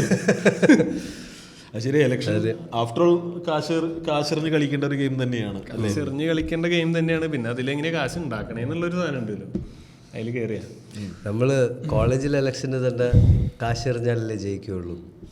കോളേജിലെ ഇലക്ഷനിൽ തന്നെ നമ്മൾ കാശ് ഇറക്കിയ ആൾക്കാർക്ക് കുപ്പി മേടിച്ചു കൊടുത്താലേ വോട്ട് ചെയ്യുള്ളൂ. അപ്പോൾ എന്ത് ചെയ്യും, അവരേതേലും ഒരു ഫെസ്റ്റിന്റെ ബഡ്ജറ്റിൽ നിന്ന് മുക്കും. കാരണം ഇവരിട്ട നമ്മുടെ പല പാലങ്ങളും ഇല്ല, ചിലര് നല്ലവന്മാരാണ്. ഫെസ്റ്റിന്റെ ബഡ്ജറ്റിൽ നിന്ന് മുക്കാതെ എക്സ്ട്രാ ടിക്കറ്റ് അടിച്ച് അത് വിറ്റ് കാശ് ഉണ്ടാക്കി അല്ലേ, എക്സ്ട്രാ റവന്യൂ. അതെ, അത് തരക്കേടില്ല, അത് പറ്റില്ല, ഫെസ്റ്റിനും ബാധിക്കില്ല. കുറച്ച് കൂടുതൽ ആൾക്കാർ സന്തോഷിക്കട്ടെ. ഇത് അവിടെ വകയിരുത്തിയ ഫണ്ട് ഇവിടെ ഇരിക്കുമ്പോഴല്ലേ പ്രശ്നം. അത് ഭയങ്കര സാധനമായിട്ടാ ഈ ഫെസ്റ്റിന് മെയിൻ ആയിട്ട് നിൽക്കുന്ന, അല്ലെങ്കിൽ കോർ എന്നൊക്കെ പറഞ്ഞ് നിൽക്കുന്ന ആൾക്കാർ ഫെസ്റ്റ് കഴിയുമ്പോഴേക്കും പുതിയ ബൈക്കൊക്കെ എടുത്ത് ന്യൂയോർക്ക് ഇപ്പോ. അതായത് എപ്പോഴും ഇപ്പം ടിക്കറ്റ് സെയിൽസ് ഡിപ്പാർട്ട്മെന്റിൽ 2 കോർ ഉണ്ടെങ്കിൽ ഒരു കോർ ഇങ്ങനെ ആയിരിക്കും. അത് നമുക്ക് മനസ്സിലായി, ഈ കോട്ടയിൽ വന്ന ഒരാളാണ്, അയാളാണ് എക്സ്ട്രാ ടിക്കറ്റും ബാക്കി. മറ്റേത് ശരിക്കും പണി അറിയാവുന്ന ഇത് ചെയ്യുന്ന പൊക്കിയിട്ടുണ്ട്. ഒരു പ്രാവശ്യം എന്തോ പൊക്കിയിട്ടുണ്ട്, അത്രേ ഉള്ളൂ. ഇതിപ്പോ പോലീസ് കറപ്ഷൻ, ഇന്ത്യയിലെ കറപ്ഷൻ പോലെ എല്ലാവർക്കും അറിയാതെ നടക്കുന്നുണ്ടെന്നുള്ള, ഇത് പൊക്കണോ വേണ്ടോ എന്നുള്ളൊരു, കാരണം വളരെ ഓബ്വിയസ് ആയിട്ട് പൊക്കാൻ പറ്റുന്ന കാര്യമാണ്. അത്ര ഇന്റലിജന്റ് സ്കാം ഒന്നുമല്ല. അത് പറയുമ്പോ എല്ലാരും ഇങ്ങനെ ഒന്ന് ഒത്തറിഞ്ഞ് കളിച്ച് കൊണ്ടു നടക്കുന്ന ഒരു ഗെയിം. അതില് ആരെങ്കിലും ഒന്ന് പാര വെച്ച് കഴിഞ്ഞാൽ പൊക്കണം എന്നുണ്ടെങ്കിൽ പൊക്കാം. അങ്ങനെയുള്ള പല കാര്യങ്ങളും ഇവിടെ നടക്കുന്ന അങ്ങനെ തന്നെയാണല്ലോ നമ്മുടെ നാട്ടില്, അല്ലേ? അതെ, നമുക്ക് എല്ലാവർക്കും അറിയാം അതില് ഉടായ്പ നടക്കേണ്ടത്, വേണമെങ്കിൽ പൊക്കാൻ തുറന്നു. ആരാ ഇനീഷ്യേറ്റീവ് എടുക്കും, അവിടെയാണ്. അതെ, അപ്പൊ ഇനി ജോൺ ജോയിന്റെ ആഡിൻ്റെ തൊട്ട് വരാം. അതെ, പറയൂ ജോൺ ജോ. വളരെ നല്ല ഒരു എക്സ്പീരിയൻസ് ആയിരുന്നു, സന്തോഷം. മമ്മൂട്ടി പറഞ്ഞാൽ നിങ്ങൾക്ക് എല്ലാവർക്കും സന്തോഷമല്ലേ, എനിക്കും സന്തോഷം. ഇപ്പോൾ റീസെൻ്റ്ലി ഞാനൊരു ടാറ്റയുടെ EVയുടെ ആഡിൽ അഭിനയിച്ചു. കുറേ ഗ്യാപ്പിന് ശേഷം ഒരു ആഡ് പരിപാടി ചെയ്തു, നല്ല രസമുണ്ടായിരുന്നു, അടിപൊളി ടീമായിരുന്നു. ഞാൻ കാസർഗോഡ് മുതൽ അല്ല, ഞങ്ങൾ വന്നത് വേറെ അവരുടെ പ്രൊഡക്ഷന്റെ വണ്ടിയും പരിപാടികളും. നമ്മൾ ഫുള്ള് ഓടിക്കലല്ലോ, നമ്മൾ ഓടിക്കുന്ന ആ ലൊക്കേഷനിൽ എത്തുമ്പോൾ നമ്മൾ ഇറങ്ങിയിരിക്കുന്നു, ഓടിക്കുന്നു. അവര് മൊത്തം ഡീറ്റെയിൽഡ് സ്ക്രീൻ പ്ലേ ഒക്കെ ഉണ്ടാക്കിയിട്ടുണ്ട്. നല്ലൊരു സ്ക്രീൻ പ്ലേ അവർ സെറ്റ് ചെയ്തിട്ടുണ്ട്. അത് പക്ഷേ കുറെ ഇംഗ്ലീഷിലൊക്കെ ആയിരുന്നു, ഫുൾ ഡയലോഗ്സ് ഇംഗ്ലീഷിലായിരുന്നു. ആ ഡയലോഗ്സ് എനിക്ക് അത്ര രസമായിട്ടൊന്നും തോന്നിയിട്ടുണ്ടായിരുന്നു. കാരണം അത് എനിക്കൊന്ന് നോർത്തിലുള്ള ഒരു ടീം സെറ്റ് ചെയ്തേക്കുന്ന ടൈപ്പ് ഓഫ് സ്ക്രീൻ പ്ലേ ആയിരുന്നു. അപ്പോൾ അതിൽ ഇംഗ്ലീഷും അല്ലെങ്കിൽ നമ്മുടെ കൾച്ചറൽ കോണ്ടെക്സ്റ്റ് നോക്കുമ്പോൾ ചെറിയ ചെറിയ വ്യത്യാസങ്ങളുണ്ട്. പക്ഷേ ആ വർക്ക് ചെയ്ത ടീം, പവർ ഡ്രിഫ്റ്റ് എന്ന് പറഞ്ഞൊരു ടീമാണ് ആഡ് ചെയ്തത്. അവർ അടിപൊളിയായിരുന്നു. അതിന്റെ ഡയറക്ടർ ഷമീർ എന്ന് പറഞ്ഞൊരു പുള്ളി, പിന്നെ പ്രൊഡ്യൂസർ വിശാൽ മോറെ. ഷമീർ ഭയങ്കര കിടിലൻ, ഭയങ്കര തോട്ടൊക്കെ ഉള്ള ഒരു മനുഷ്യനാണ്. ആളുടെ അടുത്ത് ആള് ഭയങ്കരമായിട്ട് സംസാരിക്കും. ആളുടെ അടുത്ത് സംസാരിച്ചിരിക്കുമ്പോഴും നമ്മൾ ആള് ഭയങ്കര പാഷനോട് എനർജി മനുഷ്യനാണ് സംസാരിക്കും. ഭയങ്കര രസമായിട്ട് സംസാരിക്കും ഈ സിനിമേനെ പറ്റി, ആളുടെ പാഷനെ പറ്റി. ആള് വർക്ക് ചെയ്യണത് എന്തിനാണ്. ആഫ്റ്റർ ഓൾ ഇതിൽ ഫണ്ടില്ലെങ്കിൽ സ്ട്രെസ്ഡ് ആയിട്ട് ആള് ചില സെറ്റിൽ വർക്ക് ചെയ്തതിന്റെ കാര്യം പറയണ്ട. ഈ സ്ട്രെസ്സിൽ വർക്ക് ചെയ്യേണ്ട കാര്യം എന്താ, ഇതിൽ സന്തോഷമില്ലെങ്കിൽ പിന്നെ നമ്മൾ എന്തിനാ പാഷന്റെ പിന്നാലെ പോണേ. എനിക്കിവിടെ സന്തോഷമുണ്ട്. ആളാ ആഡിന്റെ പരിപാടിയിൽ നിൽക്കണ്ടായില്ല. അത് പുള്ളി പറയണ ഇപ്പൊ പുള്ളി ഓരോ മാസം ഓരോ ക്യാമ്പയിൻ ഡെലിവറി ചെയ്യണം. അതായത് അതിന്റെ എഡിറ്റ് ആ പ്രോസസ് മൊത്തം ഇരുന്നിട്ട് ഡെലിവറി ചെയ്യണം. അപ്പൊ പുള്ളിക്ക് അതിനൊരു ഡോപ്പമിൻ കിക്ക് ഉണ്ട്, അതിലൊരു സന്തോഷമുണ്ട്. അതിനു വേണ്ടിയാണ് പുള്ളി പറഞ്ഞു ഈ സാധനം ഷൂട്ട് ചെയ്യാൻ സമയം ഇത്ര പോരാ, നമ്മൾ 2 ദിവസം കൊണ്ടാണ് ഈ സാധനം ഇവിടെ ഷൂട്ട് ചെയ്തത്. ഞാനിപ്പോ ഇവിടെ നിന്ന് തൃശ്ശൂരിൽ നിന്ന് അവിടെ കാസർഗോഡ് പോയി തിരിച്ച് ഇവിടെ വന്ന് തിരിച്ച് കൊച്ചിക്ക് പോയി 2 ദിവസത്തെ ഈ അങ്ങോട്ട് ഇങ്ങോട്ടുള്ള യാത്രയിൽ ഈ പറഞ്ഞ സാധനം മുഴുവൻ ഷൂട്ട് കിട്ടി. ഇതിലൊരു ഗുണം ഉണ്ടായത് എന്താണെന്ന് വെച്ചാൽ അന്നൊരു ദിവസം പണി മുടക്കായിരുന്നു. അന്ന് റോഡ് കാലിയായ കാരണം ഇത് ഈ പറഞ്ഞ ടൈമിൽ തീർക്കാൻ പറ്റാന്നുള്ളൊരു സാധനം പറ്റിയെന്നാണ് എനിക്ക് തോന്നുന്നത്. അവർ പറഞ്ഞത് ഇത് ഒരിക്കലും പ്രാക്ടിക്കൽ ആയിട്ടുള്ളൊരു ടൈം ലൈൻ അല്ല ഈ സാധനം ഇട്ടേക്കുന്നത്. പക്ഷെ ക്ലയന്റ് പറയുന്നത് പറ്റും, സുഖമായിട്ട് പറ്റും. അപ്പോൾ ഇവർക്ക് ഇവരുടെ കമ്പനി ഭയങ്കര ഇഷ്ടമുള്ള കമ്പനിയാണ്. ഇവർ വർക്ക് ചെയ്യുന്ന കമ്പനി ഈ പവർ ഡ്രിഫ്റ്റ് എന്ന് പറഞ്ഞ കമ്പനിയിൽ വർക്ക് ചെയ്യുന്ന ഇത് മാത്രമല്ല ഡ്രൈവിംഗ് ഓട്ടോമൊബൈൽസിന്റെ വീഡിയോസ് അവർ കുറെ ചെയ്തിട്ടുണ്ട്. അവര് മാഗസീനായിട്ട് സ്റ്റാർട്ട് ചെയ്യാൻ തോന്നുന്നു. പിന്നെ അവർ ഈ ഡിവിഷനും കൂടെ ചെയ്യുന്നുണ്ട്. അപ്പൊ ഞാൻ അർജുനായിരുന്നു അതിലുണ്ടായിരുന്നത്. ഞാൻ അർജുനെ നേരിട്ട് പരിചയം, എനിക്ക് അറിയാം, മുമ്പ് അറിയായിരുന്നു. അല്ല, വീഡിയോ ത്രൂവും നമുക്ക് അപർണ ത്രൂവും അങ്ങനെ ഒരു ചെറിയ ഇതുണ്ടായിരുന്നു. ഇവിടെ നിന്ന് എനിക്ക് നജ്ജ എന്ന് പറഞ്ഞ നമ്മുടെ ഒരു എനിക്ക് ഇതിന്റെ ഇത് അയച്ചിരുന്നത്. ഇങ്ങനെ ടാറ്റയുടെ ഒരു ആഡ് ഉണ്ട്. അവരുടെ സ്ക്രിപ്റ്റിലെ സ്റ്റാൻഡപ്പ് കൊമേഡിയൻ അങ്ങനെ കൊമേഡിയൻ 1 കൊമേഡിയൻ 2 എന്നായിരുന്നു. അതിൽ കൊമേഡിയൻ 2 ആണ് തെങ്ങുമ്പോ കയറുന്നത്. അപ്പൊ ഈ സാധനം വന്നു. എനിക്ക് എന്റെ അടുത്ത് ചോദിച്ചു, ചേട്ടാ ഡേറ്റ് ഈ ഡേറ്റിൽ ഓക്കെയാണ്? ആ ഓക്കെയാണ്. അത് കഴിഞ്ഞിട്ട് ആള് കുറച്ച് കഴിഞ്ഞപ്പോൾ ചോദിച്ചു ഇംഗ്ലീഷ് എങ്ങനെ? ഞാൻ പറഞ്ഞു വളരെ മോശമാണെന്ന് പറഞ്ഞു. അപ്പൊ ഹിന്ദി എങ്ങനെ? ആക്സെന്റ് വളരെ പൊട്ടയാണ്. അപ്പൊ അയ്യോ ശരി ഞാൻ നോക്കട്ടെ, അവ അറിയുന്നു പറഞ്ഞേക്കിട്ടോ എന്ന് പറഞ്ഞു. അപ്പൊ ഞാൻ ശരി ഓക്കെ എന്ന് പറഞ്ഞു. അത് കഴിഞ്ഞ് ആ സാധനം അപ്പൊ തന്നെ അവരെനിക്ക് ഒരു സ്ക്രിപ്റ്റ് തന്ന് ഓഡീഷൻ വീഡിയോ അയപ്പിച്ചു. അപ്പോൾ നമ്മൾ കുറച്ച് നേരം ഇരുന്ന് വർക്കൗട്ട് ചെയ്തിട്ട് നമ്മൾ ഇതുവരെ നമ്മൾ ഇംഗ്ലീഷ് പറയുന്ന സാധനം റെക്കോർഡ് ചെയ്തിട്ട് കേട്ടിട്ടില്ലല്ലോ. അപ്പോൾ എൻ്റെ ഉള്ളിലുള്ള ഇംഗ്ലീഷല്ല ഞാൻ പുറത്ത് പറയുമ്പോൾ എന്നുള്ളത് റെക്കോർഡ് ചെയ്യുമ്പോൾ മനസ്സിലാവും. അപ്പോൾ നല്ല തൃശ്ശൂർ ഇംഗ്ലീഷാണ് എൻ്റെ. പിന്നെ കേട്ട് കഴിയുമ്പോൾ നമുക്ക് കറക്റ്റ് ചെയ്യാനും പറ്റുന്നുണ്ട്. അപ്പോൾ കുറേ നേരം ടേക്ക് പോയി നമ്മൾ ഓഡീഷൻ വീഡിയോ കുറച്ച് ടേക്ക് എടുത്തിട്ടാണ് ചെയ്തത്. പിന്നെ അവിടെ ചെന്ന് കഴിഞ്ഞപ്പോൾ ഞാൻ വിചാരിച്ചു ഇത് എങ്ങനെയാവും. അപ്പോൾ അങ്ങനെ ഇരിക്കുമ്പോൾ ഇതിൻ്റെ ഓപ്പോസിറ്റ് നിൽക്കുന്ന ആൾ അർജു എന്നുള്ളൊരു സംഭവം അറിഞ്ഞില്ല. അപ്പോൾ അർജു ഇപ്പോൾ എനിക്ക് എന്തോ ഒരു നമ്മൾ സ്ക്രീനിൽ കണ്ടതിൻ്റെ പരിചയം കൊണ്ടായിരിക്കും, അല്ലെങ്കിൽ ഇങ്ങനെ അറിയണോണ്ടായിരിക്കും ഭയങ്കര ഒരു റിലീഫായിരുന്നു. ആദ്യം സംസാരിക്കുമ്പോൾ തന്നെ ആള് നൈസാണ്, എല്ലാം ഓക്കെ. അപ്പുറത്ത് നിൽക്കുന്ന ആളൊരു കിടിലൻ ഭയങ്കര ആക്സെന്റിൽ ഇംഗ്ലീഷ് പറയുന്ന ഒരാളുടെ ഒപ്പത്തിൽ ഞാൻ നിന്ന് പറഞ്ഞു തളർന്നേനെ ചത്തേനെ അവിടെ. അർജുന്റെ ആക്സെന്റ് എന്നെക്കാളും ബെസ്റ്റാ, നല്ലതാണ്. എന്നാലും അർജുനോട് വർക്ക് ചെയ്യാൻ ഭയങ്കര സിമ്പിളാവുന്നുള്ളൊരു തോന്നല്. ഒന്നില്ലെങ്കിൽ നമ്മൾ ഇവന്റെ വീഡിയോ ഒക്കെ കണ്ടിട്ടായിരിക്കും ഇങ്ങനെ ആയിരിക്കും. ഞങ്ങൾ ഫസ്റ്റ് ടേക്ക് കഴിഞ്ഞപ്പോൾ എൻ്റെ ഇംഗ്ലീഷും ഞങ്ങൾ മൊത്തത്തിലുള്ള കോൺവെർസേഷന് ചെറിയൊരു കല്ലേടിയൊക്കെ എനിക്ക് ഫീൽ ചെയ്തു. ഞാൻ അർജുൻ്റെ അടുത്ത് ചോദിച്ചു, സ്വന്തം വീഡിയോ എൻ്റെ ട്രോൾ ഇതുവരെ കണ്ടിട്ടില്ലല്ലോ, കാണാം എന്ന് പറഞ്ഞു. പക്ഷെ ഭയങ്കര കുഴപ്പമില്ലാണ്ട് ഔട്ട് വന്നു. കുഴപ്പമില്ലാണ്ട് ഔട്ട് വന്നു. നല്ല ഔട്ട്. സത്യം പറഞ്ഞ ഇതില് തെങ്ങ് കയറുന്ന ഒരു സീൻ ഉണ്ടായിരുന്നു. അന്നാണ് ജോർജ് ഷഡ്ഡി ഇട്ടിട്ടില്ല, തെങ്ങുമ്പോ കയറാൻ ഫോൺ പിടിച്ചിരിക്കുന്നുണ്ട്. താഴെ ഫോൺ പിടിച്ചിരിക്കുന്ന സീനിലുണ്ട്. അപ്പൊ നാഷണൽ ആർട്ടിൽ അഭിനയിച്ച രണ്ടേ പേരെ ഇവിടെ ഉള്ളൂ, ജോൺ ജോ പിന്നെ ഞാൻ. തെങ്ങുമ്പോ കയറുന്ന സീനിൽ ഒരു 12 അടിയുടെ ഒരു കോണി വന്നിട്ട് അതുമാതിരി കയറിൽ 2 ചകിരി കെട്ടിയത് ഇങ്ങനെ വെച്ച് എന്നിട്ട് കയറണം. സംഗതി കാലിന്റെ മസിലൊക്കെ ഇങ്ങനെ അനങ്ങിയിട്ട് കാലങ്ങൾ കുറച്ചായിട്ടില്ലേ. ഇതൊരു 10 പ്രാവശ്യം കയറി ഒരു കുറച്ചു നേരം കഴിഞ്ഞപ്പോ ഈ കവളത് ഇങ്ങനെ ഒടിഞ്ഞ് അപ്പൊ താഴത്തേക്ക് പറഞ്ഞു പോകും. എന്നിട്ട് കോണി താഴെ വെച്ച് വീണ്ടും കെട്ടി. ആ ഷോട്ടിലാണ് ജോണിന്റെ നാച്ചുറൽ ആക്ടിങ് ഞാൻ കണ്ടുള്ളൂ. ഇപ്പൊ പേടിച്ച് പണ്ടാറിയിരിക്കും അതിന് മേളില്. അത്ര പേടിയുന്നുണ്ടായില്ല, നല്ല പേടിയുണ്ടായിരുന്നു. പേടിയില്ല, എനിക്ക് കാല് ഭയങ്കര വേദന ഉണ്ടായിരുന്നു, സ്ട്രെയിൻ ഉണ്ടായിരുന്നു. എന്താന്ന് വെച്ചാൽ നമ്മളങ്ങനെയൊക്കെ അനങ്ങിയിട്ട് ട്രെയിനിങ് തന്നില്ലേ അതിട്ട് ഷമീർ ആദ്യം കാണിച്ചു കൊടുത്തു. പുള്ളിക്ക് തെങ്ങേറാൻ അറിയാം. എന്നിട്ട് പിന്നെ ജോൺ 2-3 തവണ കയറാൻ ട്രൈ ചെയ്തു. പക്ഷെ അങ്ങനെ പറ്റൂല. എന്താന്ന് വെച്ച് കഴിഞ്ഞാൽ അങ്ങനെ എടുക്കാൻ നിന്ന് കഴിഞ്ഞാൽ ഇത് 10 സെക്കൻഡ് ഹോൾഡ് ചെയ്യണം. 10-15 സെക്കൻഡ് ഹോൾഡ് ചെയ്ത് നിൽക്കാന്ന് പറഞ്ഞാൽ നല്ല ബലം വേണം. തെങ്ങുമേ ആ തളപ്പല്ലായാലും ആ ലോക്കറ്റ് നിൽക്കണമെങ്കിൽ, അല്ലെങ്കിൽ ഇവിടത്തെ ഒക്കെ പെയിന്റ് പോകും. മിനിമം ഒരു വർക്ക്ഔട്ട് ചെയ്യുന്നവർക്ക് പറ്റും. താരെ പിന്നെ എങ്ങനെ ഇറങ്ങി ജോൺ ഇങ്ങനെ വീണ? അല്ല ഇല്ല, ഇത് ഇങ്ങനെ പിടിച്ച് ഇങ്ങനെ ചവിട്ടി നിൽക്കുകയാണ്. ആദ്യം ഒരു ഏണി കൊണ്ട് വെക്കും, ഏണി കയറിയിട്ട് ഇതുമേ നിന്നിട്ട് പിടിക്കും. ഇങ്ങനെയാണ് നിൽക്കുന്നത്. എന്നിട്ട് ഷോട്ട് കഴിഞ്ഞ ഉടനെ ഏണി വെക്കുന്നു, തിരിച്ചിറങ്ങും. എത്ര ടേക്ക് എടുത്ത്? അത് 4 ടേക്ക് മിനിമം. പല ആംഗിളും പല സാധനം എടുത്തിട്ടുണ്ട്. പക്ഷെ അങ്ങനെ ഒരു ഫുൾ പ്രൊഡക്ഷൻ ഞാൻ അങ്ങനെ ആദ്യമായിട്ടാണ് ഒരു ആഡിന്റെ ഞാൻ കാണുന്നത്. അടിപൊളിയായിരുന്നു. എനിക്ക് ഷമീറിന്റെ എക്സിക്യൂഷൻ എനിക്ക് ഭയങ്കര ഇഷ്ടപ്പെട്ടു. ആ പ്രൊഡ്യൂസർ അടിപൊളിയായിരുന്നു. ഞാൻ ആഡ് ചെയ്തിട്ടുള്ളതൊക്കെ എല്ലായിടത്തും ഭയങ്കര ചിൽ വൈബ് തന്നെ എനിക്ക് ഫീൽ ചെയ്തിട്ടുള്ളത്. ഇങ്ങനെയാണല്ലോ ഒരു ആഡിന്റെ ഇൻഡസ്ട്രി മൊത്തം ഒരു ഭയങ്കര ഒന്ന് ഈ പറയുന്ന ഇതിന് ഇത്തിരി കൂടി റഷ് ഉണ്ടായിരുന്നു. സാധാരണ അത്ര റഷ് ഉണ്ടാവാറില്ല. അവർ ഭയങ്കര പ്ലാൻ ചെയ്ത് നല്ല അത് നമ്മൾ എത്തുന്നത് കോസ്റ്റ്യൂം ട്രയലിലൊന്നും എത്താൻ പറ്റിയില്ല. അന്ന് വൈകുന്നേരം തൃശ്ശൂർ ദയ ഹോസ്പിറ്റലാണ്. ദയ ഹോസ്പിറ്റൽസ്. Okay, shout. നമ്മുടെ ഒരു പുള്ളിയുടെ പേര് ഡോക്ടർ ഫയസ് ആണോ? എന്താ വിറ്റോക്സ് കാണുന്ന ആളെ ദയല് എന്നപ്പോ കണ്ടിരുന്നു. ആള് കുന്നംകുളത്തുനിന്ന് ഡ്രൈവ് ചെയ്യുമ്പോ വിറ്റോക്സ് കാണാറ്. പുള്ളി ജോൺ പെർഫോം ചെയ്തോണ്ടിരിക്കുമ്പോഴേ പുള്ളി ഇങ്ങനെ വന്ന് ജോൺ പുള്ളി കയറി വരുമ്പോ തന്നെ ജോൺ. എന്നിട്ട് പുള്ളി പറഞ്ഞ എങ്ങനെ വിറ്റോക്സ് കാണുന്നൊക്കെ പറഞ്ഞു. അപ്പൊ സന്തോഷം. അങ്ങനെ അപ്പൊ ഷൗട്ട് ഔട്ട് ടു ഡോക്ടർ. പുള്ളിയുടെ പേര് ഇനി അല്ലെങ്കിൽ ഡോക്ടർ ഒരു കമന്റ് ഇടാ. Thank you. അതെ, കാണുന്നുണ്ട്. അതെങ്ങനെ ആൾക്കാർ കാണുന്നവരെ വഴിയിൽ കാണുമ്പോ കൊണ്ട് പോയപ്പോഴും ഒരു ചേച്ചീനെ കണ്ടപ്പോ വിറ്റോക്സ് അല്ല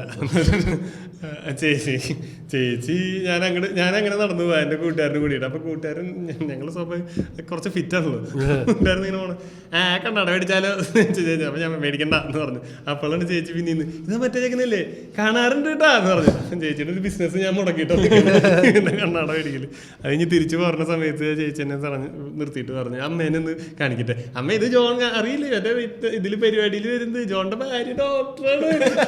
അപ്പൊ ജോൺ ഭയങ്കര പഠിത്തക്കാരനാണ്. അപ്പൊ എങ്ങനെ അതെങ്ങനെ ആ ബാഡ് ഇംപ്രഷൻ കിട്ടിയ എനിക്കറിയാൻ പാടില്ല അങ്ങനെ ഒരു തോന്നല്. ഭാര്യ ഡോക്ടറെ ഭർത്താവ് ഭയങ്കര പഠിത്തക്കാരനാണെന്ന്, അതായത് എന്താ അറിയില്ല, ആ ഡോക്ടറിന് എന്തേലും ബുദ്ധി കാണുമല്ലോ അല്ലേ. അങ്ങനെയൊക്കെ പറഞ്ഞു. അത് കഴിഞ്ഞിട്ട് അപ്പൊ പിന്നെ ചേച്ചി അല്ലേ ഇവരൊന്നും ഇവിടെ നിന്നൊന്നും മേടിക്കൊന്നുമില്ല എന്ന് പറഞ്ഞു. ഞാൻ വന്ന് ഇല്ല ചേച്ചി ഇത്ര പറഞ്ഞ സ്ഥിതിക്ക് എന്തെങ്കിലും മേടിക്കാം. ഞാൻ മേടിച്ചു, എന്റെ കൂടെ ഉള്ളവരെല്ലാരും കൂടി മേടിച്ചു, എല്ലാരും മേടിച്ചു. ഭയങ്കര ഹാപ്പി ചേച്ചി ഇങ്ങനെ വർത്താനം പറയാനും ഭയങ്കര കുറച്ചേരം വർത്താനം പറഞ്ഞു. അങ്ങനെ അന്ന് ഞങ്ങൾ പഠിത്തത്തിന്റെ കാര്യം പറഞ്ഞപ്പോഴാണ് നമ്മള് ഈ ദയ ഹോസ്പിറ്റൽസിന്റെ പരിപാടിക്ക് പോകുന്നതിന് മുമ്പ് തൃശ്ശൂർ റെയിൽവേ സ്റ്റേഷനിൽ ഇറങ്ങിയിട്ട് ഭക്ഷണം കഴിക്കാൻ കയറി, ഒരു ഹോട്ടലിൽ കയറി. അപ്പൊ അതിന്റെ ബില്ലിംഗ് കൗണ്ടറിൽ ചെന്നപ്പോ ഒരു പയ്യൻ, ബാക്കി നീ പറഞ്ഞു. ഇല്ല പയ്യൻ ഞാൻ ചോദിച്ചു നീ പാർട്ട് ടൈം ആണ് ചെയ്യുന്നത് ചോദിച്ചു. തീർച്ച ചെറിയ പയ്യൻ. അപ്പം പറഞ്ഞല്ല ഞാൻ പഠിക്കാൻ ജോയിൻ ചെയ്തതാണ്, പിന്നെ വീട്ടിൽ കുറച്ച് ആവശ്യങ്ങൾ വന്നപ്പോൾ നിർത്തി. ഞാൻ വർക്ക് ചെയ്യാൻ വന്നു, പാലക്കാടാണ്. അപ്പൊ ഞാൻ പഠിക്കണം,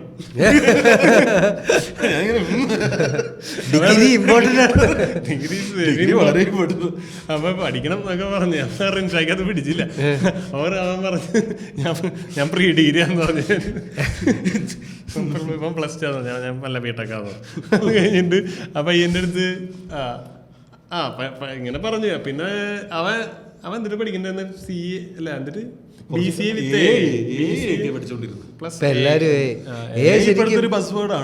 ശരിക്കും ഇപ്പം എൻ്റെ ടീമിലുള്ള ക്രിയേറ്റീവ് ആൾക്കാരൊക്കെ ഫുൾ കോഡിങ്. ഇപ്പൊ കോഡിങ് ചെയ്യാൻ ആക്ച്വലി ലാംഗ്വേജ് അറിയണ്ട, പക്ഷെ AI ഭയങ്കര. AI ഞാനാണെങ്കിൽ ഇപ്പോൾ ഒരു യൂട്യൂബിലൊരു വീഡിയോ ഉണ്ട്, ഒരാൾ 2 ദിവസത്തിൽ സ്പോട്ടിഫൈ ബിൽഡ് ചെയ്യണം ഒരു കോഡിങ്ങും ഇല്ലാതെ. ബേസിക്കലി സ്പോട്ടിഫൈ എടുത്തിട്ട് AI കൊടുത്താൽ AI തന്നെ ഫുൾ UI UX കോഡെല്ലാം തരും.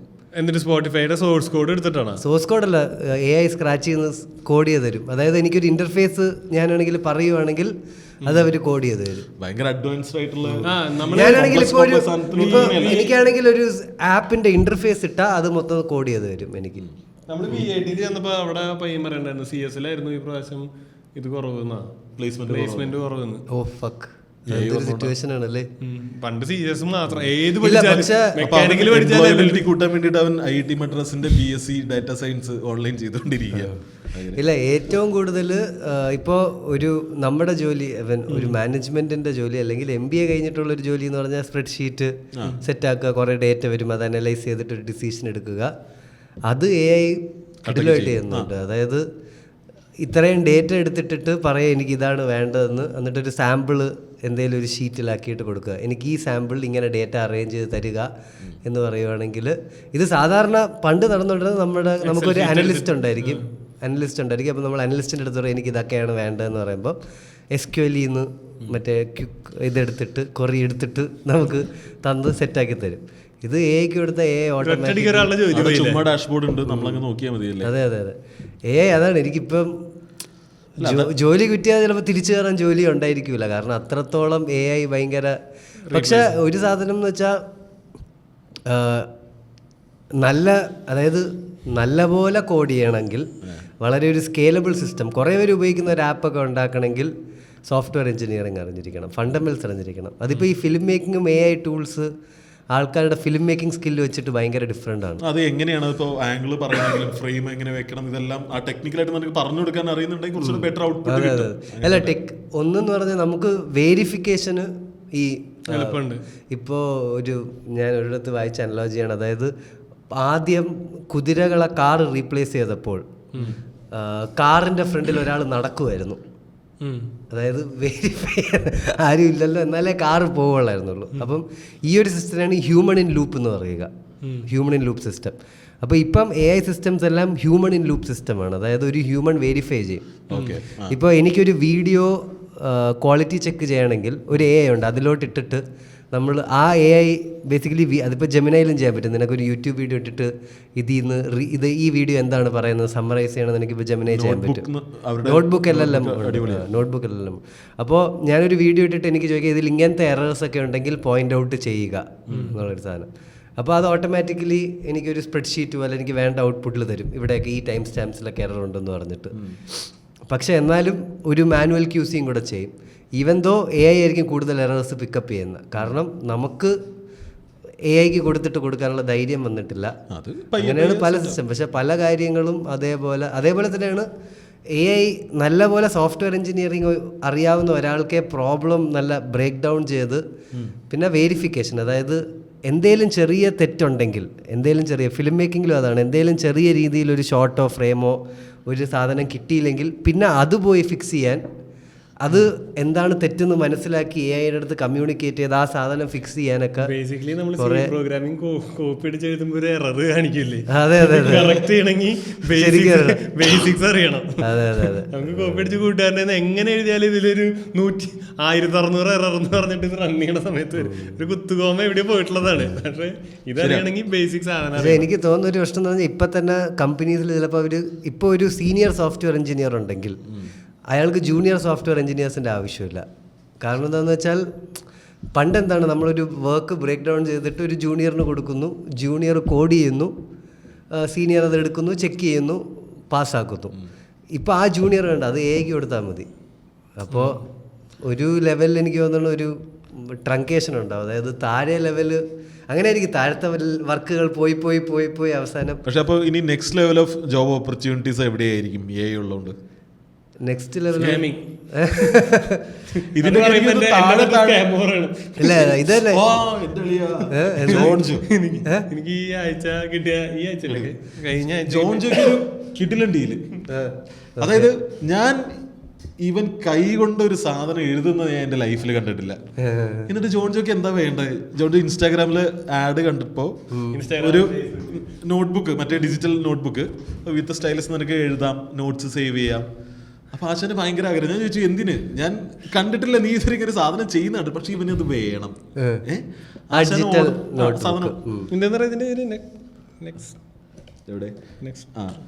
അപ്പോൾ ഈ നിങ്ങൾ ഇതിന്റെ ആഡ് കാണണമെന്നുണ്ടെങ്കിൽ നോട്ട് ചെയ്യുക, നെക്സ്റ്റ് ട്രോഫി ഹബ്. ഞാൻ ഇവിടെ എഴുതി കൊടുക്കാം. അതായത് ഈ സ്കാമിലാരും വീഴരുത്. ഇത് സത്യം പറഞ്ഞ് പറ്റിക്കപ്പെട്ടവരാരും മിണ്ടാണ്ടിരിക്കുന്ന കാരണം കൊണ്ട് അറിയാത്തതാണ്. അപ്പോൾ ഈ സാധനം ജോൺജോ ഓർഡർ ചെയ്തു. ഞാനേ നോക്കിയപ്പോൾ ഇതിനൊരു രസമുണ്ട്, ഒന്ന് കുത്തി കുറിക്കാൻ പറ്റും, പിന്നെ ഇതിന് സോഷ്യൽ മീഡിയ ഒന്നും എടുക്കാൻ പറ്റില്ല, പിന്നെ പിന്നെ മറ്റേ PDF സാധനങ്ങൾ വായിക്കാൻ പറ്റും, കിൻഡലിന്റെ സാധനങ്ങൾ, അങ്ങനത്തെ സാധനമൊക്കെ പറ്റും. ഞാൻ അതൊക്കെ എൻ്റെ ഉള്ളതാ, ഞാൻ ഇടയ്ക്കൊക്കെ ഉപയോഗിക്കാറുണ്ട്. അപ്പൊ മൊത്തത്തിൽ സാധനം കൊള്ളാം. അപ്പൊ എന്റെ ജോൺ എഴുതാൻ വേണ്ടി മേടിച്ചാണ്, അതായത് വെറുതെ ഞാൻ പോയിന്റ്സ് ആണെങ്കിലും വെറുതെ കുറക്കില്ല. അപ്പൊ ഇതൊരു രസമുള്ള സാധനമാണല്ലോ. പിന്നെ 11 ഇഞ്ച് നല്ല സൈസ് ഉണ്ട്. ജോൺജോ ഓർഡർ ചെയ്തു 1500. അല്ല, എനിക്ക് വേറെ എന്റെ ഉള്ളിൽ വേറെ കുറെ നന്മകളും ഉദ്ദേശം. അതായത് ഈ സാധനം നന്നായിട്ട് വർക്ക് ചെയ്യുന്നുണ്ടെങ്കിൽ ഞാൻ നൗഫൽ സാറിന് മേടിച്ചു കൊടുക്കണം. എന്താന്ന് വെച്ചാൽ സാർ എപ്പോഴും ഇങ്ങനെ എന്തെങ്കിലും സാധനം പറഞ്ഞാൽ അപ്പൊ ഇങ്ങനെ കുറിക്കും, എവിടെയെങ്കിലും കുറിക്കും. അത് കഴിഞ്ഞിട്ട് സാറിന് പിറ്റേ ദിവസം ഈ സാധനം കാണുമ്പോൾ മനസ്സിലാവും കൂടിയില്ല എന്തിനാ കുറിച്ച് എന്നുള്ളത്. അപ്പൊ ഞാൻ സാറിന് പറ്റിയ സാധനമാണ്. ഞാൻ സാറിനോട് പറയുകയും ചെയ്തിട്ടുണ്ടായിരുന്നു ഇങ്ങനെ ഒരു സാധനം ഞാൻ കണ്ടിരുന്നത് നല്ലതാണ്. ഞാൻ മേടിക്കുമ്പോൾ ഞാൻ വിചാരിച്ചു എന്തോ ഭാഗ്യത്തിന് ഞാൻ 3 ഒരുമിച്ച് ഓർഡർ ചെയ്തില്ല. അല്ല, അവളുടെ ഒരു അങ്കിളുണ്ട്, ആളും എഴുതുന്ന ആളൊക്കെ. അപ്പൊ ആൾക്കും നല്ല സാധനമാണെന്ന് ഞാൻ വിചാരിച്ചു. 1500. എന്റെ അടുത്ത് ഏറ്റവും തമാശ എന്താണെന്ന് അറിയാം, ഫസ്റ്റ് ഈ സാധനം ഞാൻ 1700 രൂപ. ഫസ്റ്റ് ഈ സാധനം മേടിക്കാൻ പോയപ്പോ എന്റെ ഭാര്യ പറഞ്ഞു നിനക്ക് ഈ സാധനം ആവശ്യമില്ല, നീ ഇത് ഉപയോഗിക്കാൻ പോണില്ല, ഇത് അവിടെ പറഞ്ഞു. അപ്പൊ ഞാൻ ആലോചിച്ചു എനിക്ക് വേണ്ട സാധനം എനിക്കല്ലേ അറിയാം.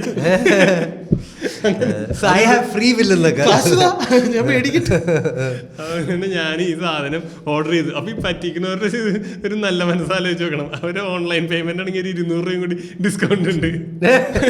UPI പേയ്മെന്റ് ആണെങ്കിൽ, ക്യാഷ് ഓൺ ഡെലിവറി ആണെങ്കിൽ അതില്ല. അപ്പൊ 1700 രൂപ കൊടുക്കണം. അപ്പൊ ഞാൻ UPI എടുത്തു. 1400 രൂപ സാധനത്തിന് 7999 രൂപ വിലയുള്ളതാ. കിട്ടിയ സൂപ്പർ. ഒരാഴ്ചക്ക് ചാർജ് ചെയ്യൊന്നും വേണ്ട. ഞാൻ എന്റെ ജീവിതത്തിൽ ഇതുവരെ ഓൺലൈനിൽ ഒരു സാധനം ഓർഡർ ചെയ്തിട്ട് ഇത്ര വെയിറ്റ് ചെയ്തിരുന്നിട്ടില്ല. ഞാൻ ഇങ്ങനെ വെയിറ്റ് ചെയ്തിരിക്കും. പക്ഷേ ഇത് 11 മതി. ഞാൻ എന്നിട്ട് അവളുടെ അടുത്ത് പറയുന്നത് ആ വെബ്സൈറ്റ് ഒക്കെ നല്ല വെബ്സൈറ്റ്. നമ്മളിങ്ങനെ സ്കാം വെബ്സൈറ്റ് നമ്മൾ പോയി നോക്കുവാണെങ്കിൽ അവരുടെ എബൌട്ട് പേജ് ഒക്കെ മറ്റേ ഡോറം ഇപ്സം മറ്റേ സാധനം അത്രയ്ക്കൊന്നും ഞാൻ ഡീറ്റെയിൽ ആയിട്ട് നോക്കിയില്ല. പക്ഷെ അതിന്റെ പരസ്യം നല്ല കുഴപ്പമില്ലാത്ത അടിപൊളി പരസ്യമാണ്. പടം വരയ്ക്കാനും മറ്റേനും. ഇതൊരു 50 വയസ്സ് മേളിലോട്ട് അല്ലെങ്കിൽ 60 വയസ്സ് റിട്ടയർഡ് ആയിട്ട് ഇരിക്കുന്ന ആൾക്കാരൊക്കെ സ്കാം ചെയ്യാൻ പറ്റുന്ന ആ ഒരു കാറ്റഗറിയാണ് ഇവരുടെ ടാർഗറ്റ്. അല്ല, സാധനം നീ ആ പരസ്യം കൊണ്ടോക്കെ സൂപ്പർ പരസ്യം. ഞാൻ അതിന്റെ കമന്റ്സ് ഞാൻ ഓൺലൈൻ സൈറ്റിൽ നിന്ന് എനിക്ക് അങ്ങനെ ഞാൻ ആമസോണിൽ നിന്ന് അല്ലാണ്ട് വേറെ ഒന്നും മേടിച്ചിട്ടൊന്നുമില്ല. പക്ഷെ ഞാൻ ഈ സാധനം ഓർഡർ ചെയ്ത് എന്നിട്ട് അവളോട് പറഞ്ഞു നീ മേടിക്കരുത് എന്ന് പറഞ്ഞ സാധനം ഞാൻ മേടിച്ചു എന്ന് പറഞ്ഞു. അപ്പൊ പറഞ്ഞു ശരി എന്നൊക്കെ പറഞ്ഞു. അത് കഴിഞ്ഞിട്ട് ഞാൻ ഇത് വരും, നാളെ വരും, മറ്റന്നാൾ വരും എന്നൊക്കെ പറഞ്ഞിരിക്കും. അങ്ങനെ ഞാൻ തെങ്ങുമ്പോ കയറാൻ നിൽക്കുക ഷൂട്ടിന്റെ ഇടയിൽ. അപ്പൊ എന്റെ ഭാര്യ എന്റെ മെസ്സേജ് മുത്തു പറ്റിച്ചു, ഒരു ഫോട്ടോ, ഒരു ഹെഡ്സെറ്റ് അവരയച്ചു തന്നേക്കുണ്ട്. ആ ഡെലിവറി ചെയ്തൊരു സാധനം 150 രൂപയുടെ ഹെഡ്സെറ്റ്, 250 രൂപയുടെ ഹെഡ്സെറ്റ്. അവർക്ക് ഡെലിവറി ചെയ്തിരുന്നൂടായിരുന്നോ? അല്ല ഡെലിവറി ചെയ്തല്ലോ, അത് മോശമല്ലേ? എടാ ക്യാഷ് ഓൺ ഡെലിവറിക്ക് ഇതുപോലെ ഒരു ബോക്സ് കൊടുത്ത് കാശ് മേടിച്ചിട്ട് അവര് പോകും, മനസ്സിലായോ? അപ്പൊ ഈ ഒരു സാധനം എന്റെ വന്നു. അപ്പൊ അന്ന് അർജുണ്ട്. അപ്പൊ ഞാൻ പറഞ്ഞു ഇങ്ങനെ ഒരു സാധനം പറ്റിയെന്ന് പറഞ്ഞു. അപ്പൊ അർജു ഞാൻ അതിന്റെ ഫോട്ടോ ഒന്ന് കാണിച്ച് നോക്കട്ടെ, അതിനെന്ത് വിലയുണ്ട് നോക്കാം. എന്നിട്ട് നോക്കി തിരക്കേടില്ല, 250 500 രൂപ വില. അങ്ങനെ 1500 രൂപ എടുത്തിട്ട് എന്നിട്ട് അതിന്റെ ബാക്കിയാണ്. ഇനി നിങ്ങൾക്ക് എന്തെങ്കിലും ഡെലിവറി സംബന്ധമായ എന്തെങ്കിലും പ്രശ്നം ഉണ്ടെങ്കിൽ ഈ നമ്പറിലേക്ക് വിളിച്ചോളൂ എന്ന് പറഞ്ഞിട്ട് വാട്സപ്പിൽ മെസ്സേജ് വന്നു. ഡയൽ ചെയ്തപ്പോ ഡൽഹി പോലീസ് ഫ്രോഡ്, ഇത് മറ്റേ ഡിജിറ്റൽ അറസ്റ്റ് ചെയ്യുന്ന ആൾക്കാരാ. അവർ അതിന്ന് പിവട്ട് ചെയ്താണ് ഈ ബിസിനസ് തുടങ്ങിയത്. അങ്ങനെ എന്നെ തിരക്കേടില്ലാതെ ഉപ്പില്ലാതെ എന്റെ അച്ഛൻ ഇതുപോലെ ചെറുതായിട്ട് ഈ പ്രഷർ കുക്കർ 199 പെട്ടെന്ന് നല്ല സാധനം 199 അങ്ങനെ എന്തോ, അല്ലെ മറ്റേ കിച്ചൺ നൈഫ് ഇത്ര അങ്ങനെ കണ്ടപ്പം എന്തോ ഒരു സാധനം ഓർഡർ ചെയ്തിട്ടുണ്ടായിരുന്നു. എന്നിട്ട് ആ വെബ്സൈറ്റ് വെച്ച് നോക്കിയപ്പോൾ അതിന്റെ വെബ്സൈറ്റിൽ അബൌട്ടസിലൊക്കെ സ്കാം. ലോറം ഇപ്സം ജിപ്സം. ഇതില് ഇവര് കമന്റ്സ് എന്ന് പറഞ്ഞ കിടക്കുന്നുണ്ട് ഈ വീഡിയോ ഈ പേജിലേ. ചില അത് 38 കമന്റ്സ് 48 കമന്റ്സ് ഉണ്ട്. അപ്പൊ കമന്റ്സ് ഞാൻ ആ സമയത്ത് തുറന്നു നോക്കും, മറ്റേ കമന്റ്സും കാണില്ല, അവരൊക്കെ ഡിലീറ്റ് ചെയ്തിട്ടുണ്ട്. ഇല്ല, നമുക്ക് ഈ കൺഫർമേഷൻ ബയസ് ഉണ്ടല്ലോ. അതായത് നമ്മളൊരു സാധനം നല്ലതാണെന്ന് വിശ്വസിക്കുമ്പോൾ നമ്മുടെ ഫ്രണ്ടിലെല്ലാം നല്ലതായിട്ടേ വരുള്ളൂ. എസ്പെഷ്യലി ഇപ്പം ഗൂഗിളിൽ ഇത് നല്ലതാണോ എന്ന് ചോദിച്ചാൽ ഗൂഗിൾ പറയും ഇത് നല്ല, അല്ലെങ്കിൽ ചാറ്റ് ജി പി ടി വെച്ചാണെങ്കിൽ ഇത് വളരെ നല്ലതാണെന്ന് ചാറ്റ് ജി പി ടി പറയും. നമ്മൾ മോശമാണ് ഇനിപ്പോയി ജോൺ ജോ കമന്റ്സ് വായിക്കുമ്പോൾ മൊത്തം സ്കാം സ്കാം സ്കാം. അത് ആലോചിക്കണേ, ഇതിന്റെ ശരിക്കുള്ള പ്രൈസ് നോക്കുമ്പോൾ 10-30,000 രൂപ വിലയുണ്ട്. അത് ജോർജയ്ക്ക് ഭയങ്കര ഡിസ്കൗണ്ട് കിട്ടിയ 1500 രൂപ. അല്ല, അത്ര 30,000 രൂപയുടെ വില ഞാൻ ബുക്ക് ചെയ്യുന്ന സമയത്ത് കണ്ടില്ല. 5% അവരെഴുതിയത് 7,000 രൂപയുടെ സാധനം 1,700 രൂപയ്ക്ക് കൊടുക്കണമെന്നുള്ളത്. നോക്കിയപ്പോ അതില് വലിയ സാധനമൊന്നും ഇല്ലല്ലോ അതില്. പിന്നെ വെറുതെ സ്റ്റോറേജും സാധനമൊക്കെ ഇല്ലല്ലോ. പക്ഷെ ഇവരെങ്ങനെയാ കറക്റ്റ് ഐഡിയ അല്ലേ, നല്ല ബുദ്ധിയുള്ള സ്കാമേഴ്സ്. അങ്ങനെ അമ്മാവന്മാര് പെടുന്ന ഒരു സ്കാമിൽ പെട്ടോട് കൂടിയിട്ടില്ല. നമ്മൾ ചില സമയത്ത് അറിയില്ല, ഒരു വീഴ്ച വീഴുമ്പോഴാണ് നമുക്ക് പ്രായമായത് അറിയാന്ന് പറയും. ജോർജോയുടെ വീട്ടില് നാപ്തോളിലെ 16 ബെഡ്ഷീറ്റ് ഒക്കെ ഉണ്ട്. പക്ഷെ അത് അത്ര സ്കാമല്ല, അത് ക്വാളിറ്റി ഇല്ലാത്ത സാധനം തരിക എന്നുള്ളതല്ലേ ഉള്ളൂ. അപ്പം പറയാ അതിൽ 11 10 വരാം, അതിൽ 2-3 നല്ലതാവില്ലേ?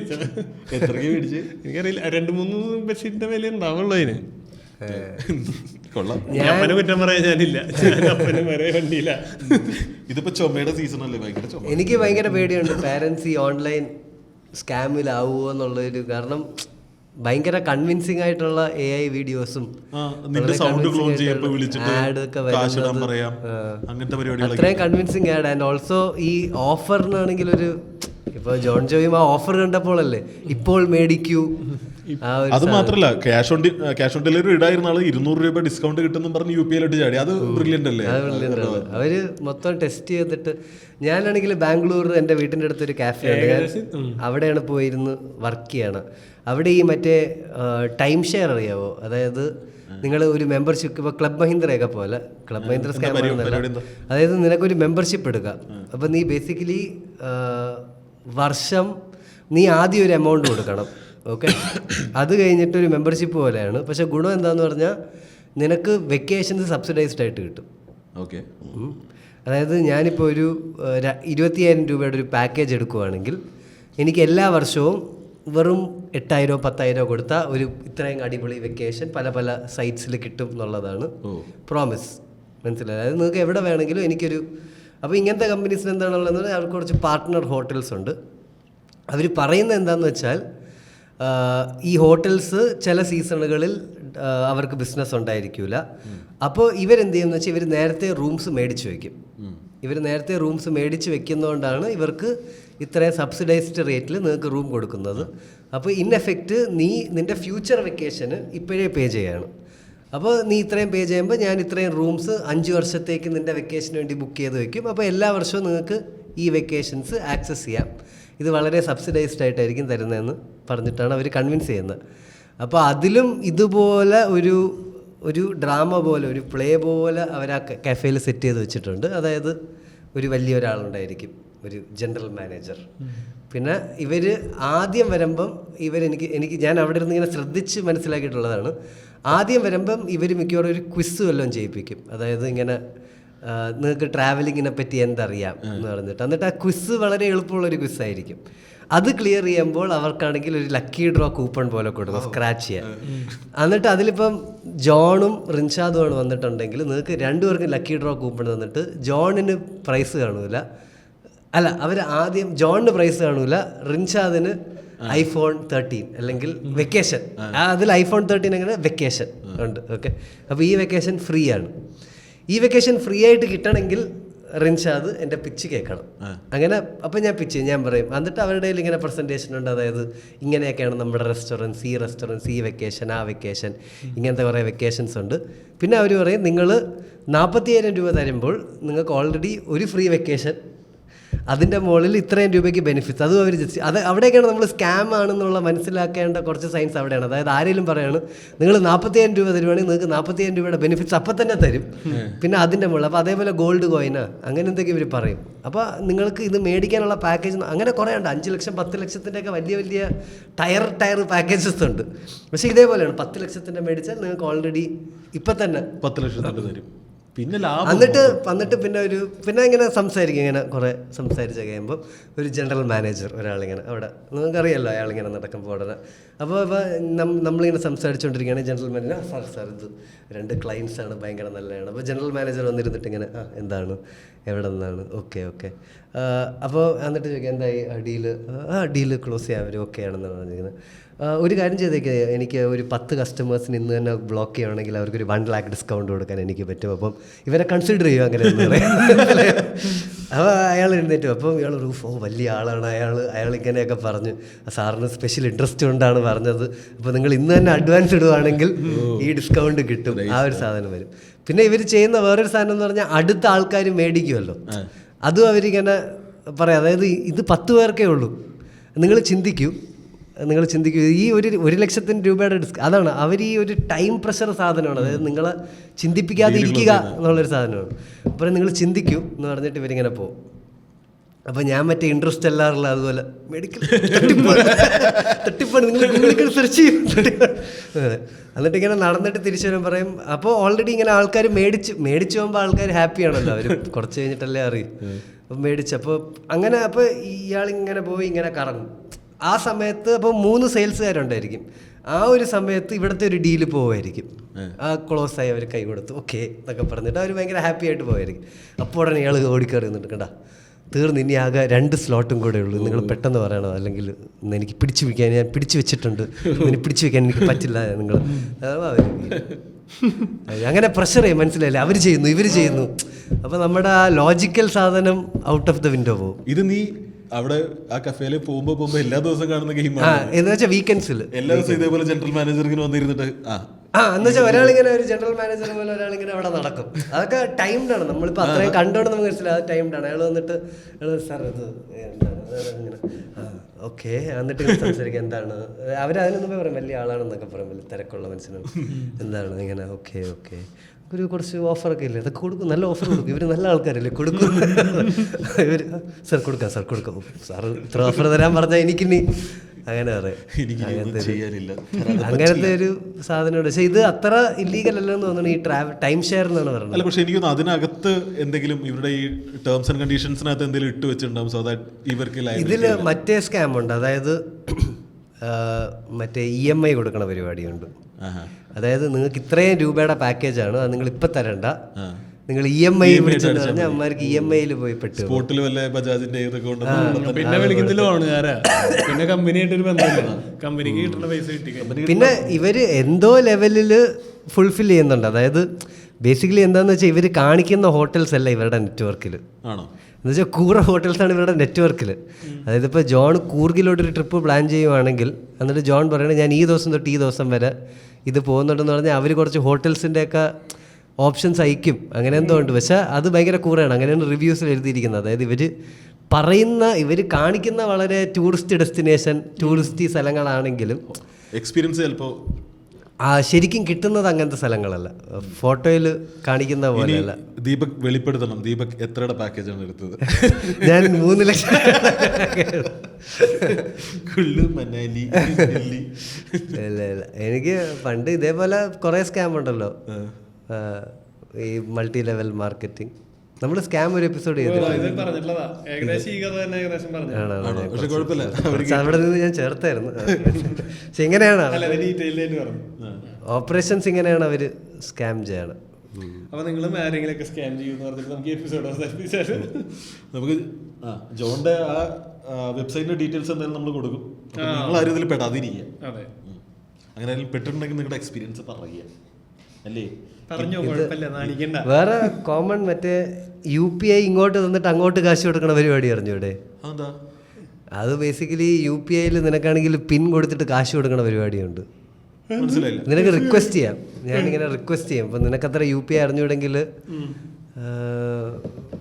എനിക്ക് റിക്വസ്റ്റ് ചെയ്യാൻ പറ്റും. ഇപ്പോൾ ജോൺ ഇത്ര കാശ് റിക്വസ്റ്റ്, അപ്പോൾ അത് 5000 രൂപ റിക്വസ്റ്റ്. അപ്പോൾ നീ അത് നേരെ വായിച്ചിട്ടില്ലെങ്കിൽ നീ അത് തുറക്കുമ്പം പിൻ എൻ്റർ ചെയ്യൂ എന്ന് പറയും. അപ്പോൾ പിൻ എൻ്റർ ചെയ്യും, അപ്പോൾ കാശ് പോകും. ഡയറക്റ്റ് റിക്വസ്റ്റ് ടാബ് വന്ന് കിടക്കും. റിക്വസ്റ്റ്. നിനക്കിപ്പോ ഗൂഗിൾ പേ എടുത്താൽ കാണാം, എന്റെ ചാറ്റ് ഇന്റർവൈസ് എടുത്തിട്ട് അതിൽ റിക്വസ്റ്റ് എന്ന് പറഞ്ഞ ഓപ്ഷൻ ഉണ്ട്. റിക്വസ്റ്റ് ഓപ്ഷൻ ഉണ്ട്, റിക്വസ്റ്റ് ഓപ്ഷൻ ഉണ്ട്. അതുമല്ല, പിന്നെ വേറെ എന്തോ രീതിയിൽ അവരെന്ത് ചെയ്യുന്ന വെച്ചാൽ, നിന്റെ ബാലൻസ് ഉണ്ടായിരുന്നു,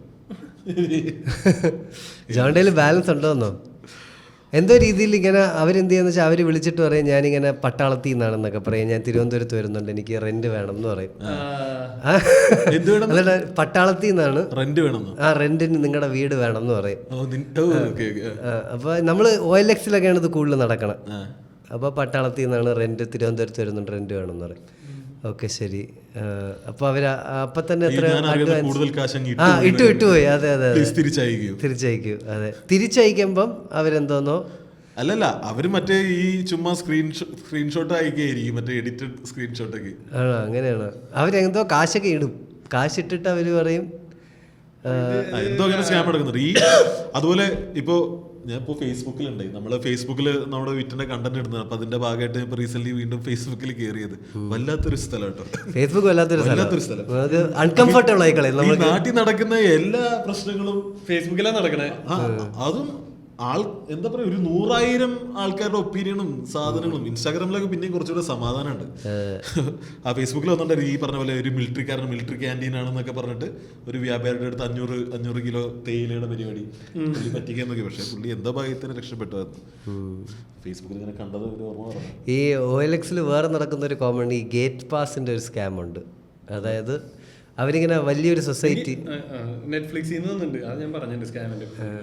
അവർ വലിയൊരു സൊസൈറ്റിയിൽ, എനിക്കിത്ര ഓർമ്മയില്ലാത്തതുകൊണ്ട് കൊള്ളാം, ഞാൻ ഇതൊക്കെ പറഞ്ഞിട്ടുണ്ടായിരിക്കും, എനിക്ക് അറിഞ്ഞുവിടാ. അപ്പോൾ ഞാൻ വീട് തപ്പി നടക്കുകയാണെങ്കിൽ ഞാൻ OLX-ൽ നല്ലൊരു 3 BHK ആണ് ഒരു സൊസൈറ്റിയുടെ അകത്ത്. ഭയങ്കര അടിപൊളി ഡീലായിരിക്കും. ഇത്രയും നല്ലൊരു 3 BHK 30,000 രൂപയ്ക്ക് എന്നൊക്കെ വിചാരിക്കുമ്പോൾ നമ്മൾ ആക്രാന്തം വരുന്നില്ല, സ്വപ്നങ്ങളിൽ മാത്രം.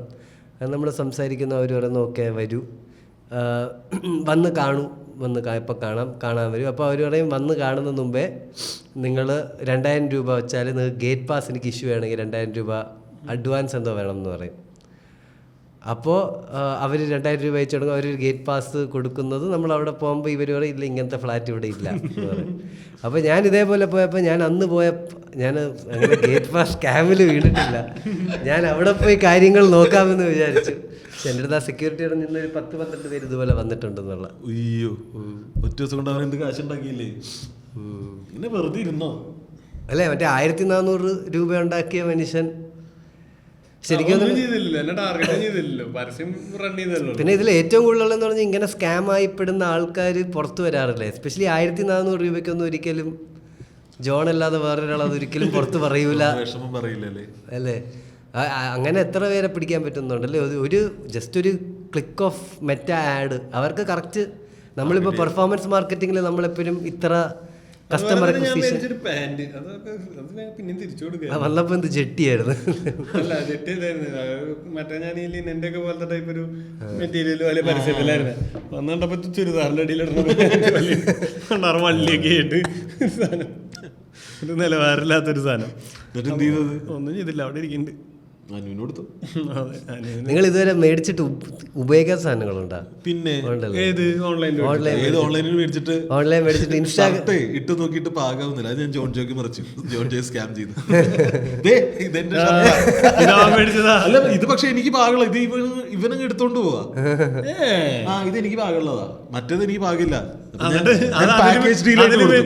അതിലും വലിയ സ്കാം ഇവൻ. അവന്റെ ഇതെനിക്ക് പാകാവുന്നതാ, ഇതിന്റെ കൂടെ 2 എനിക്ക് പാകാവാത്ത സാധനമുണ്ട്. ഇത് 3ഉം കൂടിയാണ് ഇവന്റെ തലയിലടിക്കാൻ നോക്കിയത്. ഇവന് പാകയിലേക്ക് അതെങ്ങനെ എനിക്ക് പാകം ആലോചിക്കണം. അപ്പൊ പിന്നെ ഞാൻ മോട്ടിവേഷൻ പറഞ്ഞാല് നാളെ ജിമ്മിൽ അങ്ങോട്ട് പോകും. സത്യം 2 മാസം കഴിഞ്ഞാൽ ഇതങ്ങോട്ട് ഇടും. അങ്ങനെ 4-5 റൂമിൽ കിടക്കുന്നുണ്ട്. എന്നിട്ട് അവസാനം ഞാൻ മഹാദേവന്റെ തലയിൽ വേണ്ടി വെച്ചു. പക്ഷെ മഹാദേവൻ അതിന്റെ കാശ് കൊടുത്തില്ല കേട്ടോ. അത് അടുത്തോടെ ആവാം. മൊത്തം നമ്മുടെ ഇടയിൽ അങ്ങോട്ടും ഇങ്ങോട്ടും സ്കാമല്ലേ? ഞങ്ങൾ സ്കാമിക്കൊണ്ടിരിക്കുക. മറ്റേ അമർ അക്ബർ ആന്റണിയിൽ നീ ഇറക്കി പറ. അങ്ങനെ ശരി. ജോൺ ജോ ഇപ്പൊ കുറെ പരിപാടികളും ആഡും ഒക്കെ വരുന്നുണ്ടല്ലോ. ജീവിതം ഇപ്പോൾ ജീവിതം കഴിഞ്ഞ 2 മാസം ജോൺ ജോയിന്റെ ജീവിതം എന്തുകൊണ്ടാണ് ജോൺ ജോ ചോദ്യം ചെയ്തിട്ടുണ്ടോ? അതോ ജോൺ ജോ ആൾക്കാർ പറയാറുണ്ടല്ലോ ദേവൻ തരുമ്പോൾ നമ്മൾ മേടിക്കുക, ചോദ്യം ചെയ്യരുത്. അങ്ങനെയാണോ? അതോ ജോൺ ജോ ചിന്തിക്കാറുണ്ടോ എന്തുകൊണ്ടാണ് ജോൺ ജോ ഇപ്പോൾ ഇങ്ങനത്തെ ഒരു നല്ല സമയത്തൂടെ പോകുന്നത്? അതിനുശേഷം ഭയങ്കര ഐശ്വര്യാണ്. എന്താണെന്ന് കഴിഞ്ഞ 3 മാസം നല്ല മാസമായിരുന്നു. അത് എന്തുകൊണ്ടായിരിക്കും? പക്ഷെ കുറച്ച് നല്ല കണ്ടന്റ് ഇറങ്ങിയിട്ടുണ്ട്. മറ്റേ റീല്, ഹാഷ്മിയുടെ റീലായാലും സുരേഷ് ഗോപി കേന്ദ്ര ബജറ്റിനെ കുറിച്ചുള്ള റീലായാലും എളിമ, ആ ഒരു തനിമയും പിന്നെ പരിപാടി നല്ലതായതുകൊണ്ട് ആൾക്കാർ വീണ്ടും വീണ്ടും വിളിക്കുന്ന അതാ Deepak. Word of mouth. Word of mouth ആണോ എന്താണെന്ന് അറിയില്ല. പരിപാടികൾ വരുന്നുണ്ടായിരുന്നു കുറച്ച്, ഇനി വരുമെന്നറിയില്ല. പക്ഷെ എന്താന്ന് വെച്ചാൽ നമ്മൾ ഇടുന്ന എഫേർട്ടിന് എനിക്കും ഒരു ഭയങ്കര ഒരു പോസിറ്റീവ് ഫീൽ അടിക്കുന്നുണ്ടായി. അതായത് ഈ കിടന്ന് കഷ്ടപ്പെടുന്നതിന് ഇങ്ങനെ ഒരു പോസിറ്റീവ് ബമ്പ് കിട്ടുന്ന ഒരു സന്തോഷമുണ്ട്. അല്ല ഞാൻ ആലോചിച്ചുള്ള ഒരു കാര്യമാണ്, നമ്മൾ എന്തെങ്കിലും ചെയ്യണം എന്ന് മനസ്സിൽ വിചാരിച്ചിട്ട് വർക്ക് ചെയ്ത് തുടങ്ങുമ്പോൾ കാര്യങ്ങൾ ട്രാക്കിലേക്ക് വീഴാറുണ്ട്. നമ്മളിത് ഒരു പ്ലാൻ ഇല്ലാണ്ട് വെറുതെ നിങ്ങളാണ്. പക്ഷെ ഞാൻ പിന്നെ എസ്പെഷ്യലി പിന്നെ മഹാദേവന്റെ കേസിൽ സാധാരണ ജോണിന് റെഗുലറായിട്ട് നമ്മുടെ കൂട്ടത്തിൽ ഷോസ് ഉണ്ടായിരുന്നു. പിന്നീടൊരു കയറ്റം വന്നത് മഹാദേവനാണ്. ആ ക്രൗഡ് വർക്ക് ഷോ അടിപൊളിയായിട്ട് വർക്ക് ആവുന്നുണ്ട്. മഹാദേവന് നല്ല രീതിക്ക് ഷോസ് വരുന്നുണ്ട്. മഹാദേവന്റെ ടിക്കറ്റ് ഷോസ് ഒക്കെ സോൾഡ് ഔട്ട് ആയിട്ട് പോകുന്നുണ്ട്. അവന് ശരിക്കും ഒരു പുറത്തെ ഷോനെ ഡിപ്പെൻഡ് ചെയ്യേണ്ടാത്ത ഒരു ലെവലിലേക്ക് അവൻ ചെയ്യുന്നു. അതായത് അവന് മാസം ഒരു സർക്യൂട്ട് ഉണ്ടാക്കിയാൽ മതി. ബാംഗ്ലൂർ, കൊച്ചി, ചെന്നൈ എന്ന് പറഞ്ഞൊരു പിന്നെ അവന്റെ ടിക്കറ്റ് ഷോസ് ഒന്നും മോശമായിട്ട് പോയിട്ടില്ല. നമുക്കത് അത് അവന് രസമായിട്ട് നമുക്ക് അവന് കോമ്പറ്റീഷൻ ഇല്ല. ആ പറഞ്ഞ ഫീൽഡില് ഇല്ല. മഹാദേവൻ നാച്ചുറലി ക്രൗഡ് വർക്ക് അതിന് പറ്റിയ ആളാ. മറ്റേ ജോൺ ജോ നാച്ചുറലി കോമഡിക്ക് പറ്റിയ ആളാ. അല്ല, ക്രൗഡ് വർക്ക് ജോൺ ജോയിന്റെ ക്രൗഡ് എനിക്ക് തോന്നുന്നു ജോൺ ജോയിൻ ചിലപ്പോൾ ഒരു 10-15. അല്ല, മഹാദേവനും ക്രൗഡ് വർക്കിൽ ബെറ്റർ ആയിട്ടുണ്ടല്ലോ. നല്ല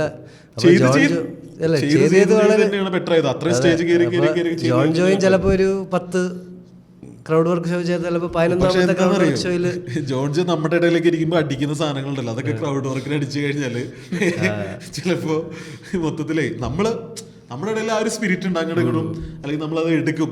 നമുക്കത് എന്താ പറയാ അതിന്റെ ഒരു സന്തോഷത്തില് തമാശ അലിഞ്ഞില്ലാതെയോ. പക്ഷെ ഇതൊരു സ്റ്റേജിൽ നിന്ന് പറഞ്ഞു കഴിഞ്ഞാൽ ചിലപ്പോ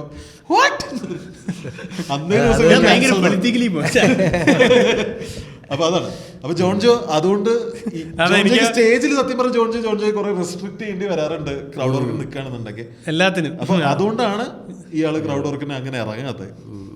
ജോൺ ജോ സ്പെഷ്യൽ എപ്പോൾ ഇറക്കും? ജോൺ ജോ അടുത്ത പുതിയ കണ്ടന്റ് എപ്പോൾ കിട്ടും?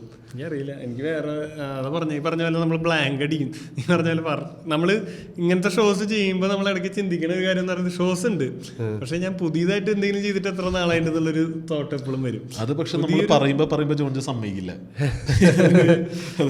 അല്ല, എനിക്ക് സേഫ് സോണിൽ നിന്ന് ഇറങ്ങാൻ എനിക്ക് വലിയ ബുദ്ധിമുട്ടല്ലേ? എത്ര തള്ളി ഇടാൻ നോക്കുന്നുണ്ട്. ജോൺ ജോ ഒരു സെറ്റിൽഡ്, അതായത് പരിപാടികൾ വരുന്നില്ലേ? അല്ല, എനിക്ക് കുറേ കൂടി പോവും. ഡെഫിനറ്റ്ലി കുറേ കൂടെ പോവും. അല്ല അങ്ങനെയല്ല ഞാൻ പറഞ്ഞ ഇൻകം കുറച്ചുകൂടെ പോകും, കുറച്ചുകൂടെ എഫേർട്ട് ഇട്ടാൽ. അതായത് ഇപ്പൊ ജോൺ ചെയ്യുന്ന ഒരു സ്കെയിൽ ഉണ്ട്, അതിന്റെ മേളിലോട്ട് പോകണമെന്നുണ്ടെങ്കിൽ അടുത്ത ലെവൽ സാധനം ചെയ്തേ പറ്റൂ. ആണ് ഇത് തന്നെ നിന്നിട്ട് കാര്യമില്ല.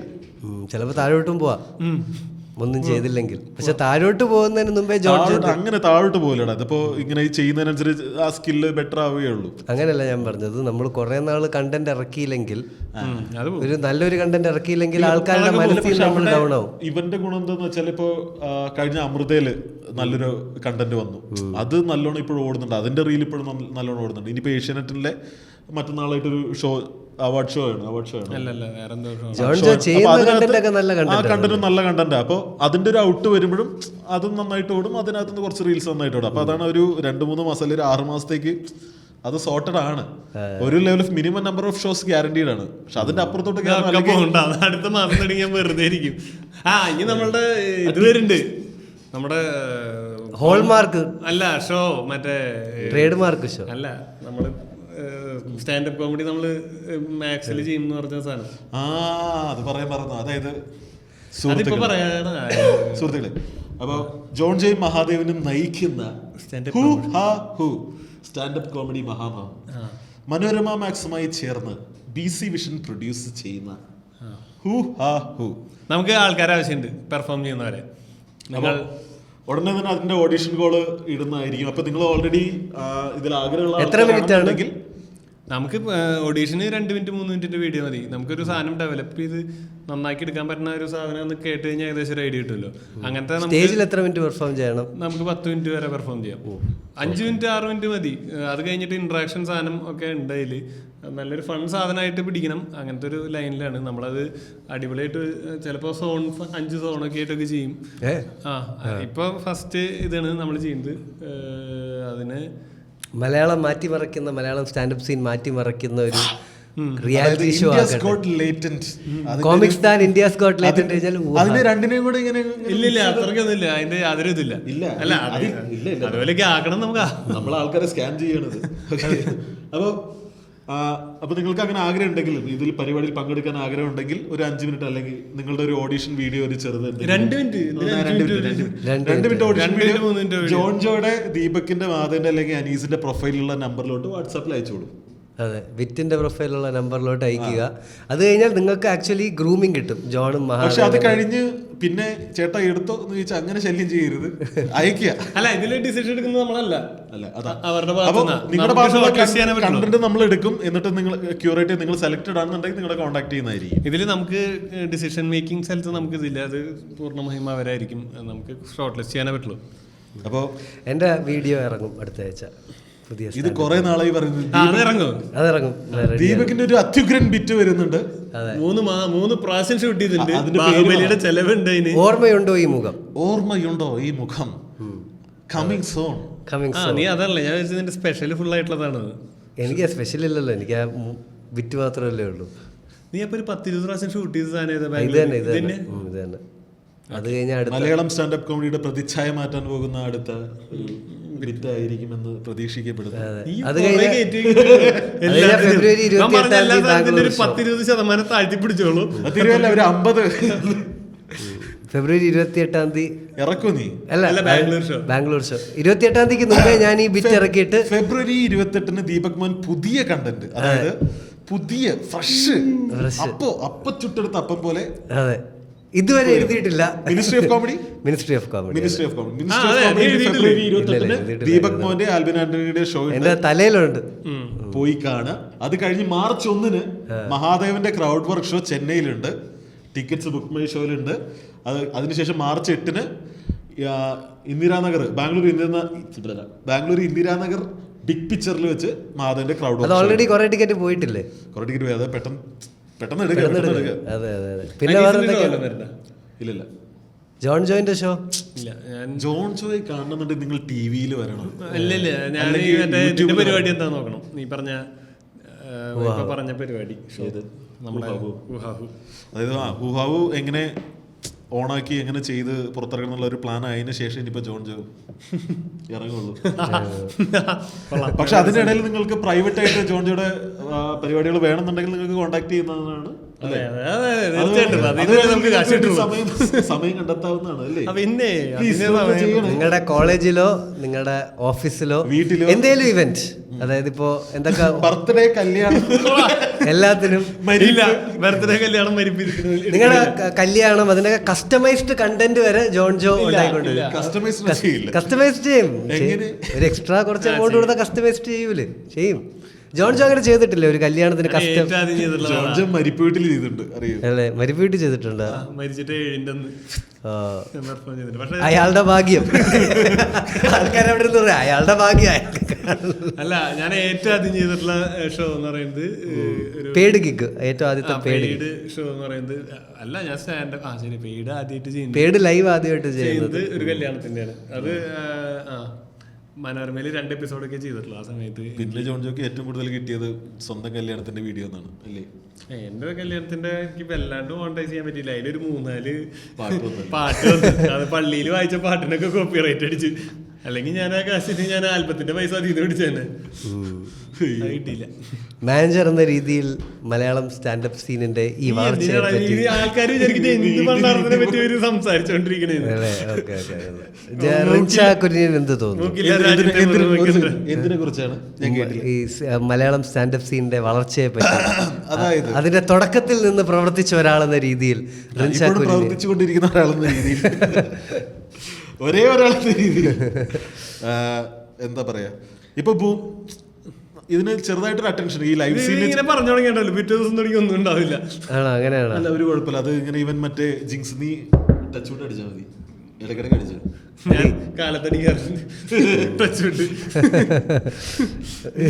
ജോൺ ജോന്റെ ആകെ വിളിച്ചോണ്ടിരിക്കുന്ന ഫാമിലി ക്രൗഡാണ് അത്. അപ്പൊ ഇതുകൊണ്ടാണ് ജോൺ ജോ ക്രൗഡ് വർക്ക് ചെയ്യാത്തത്.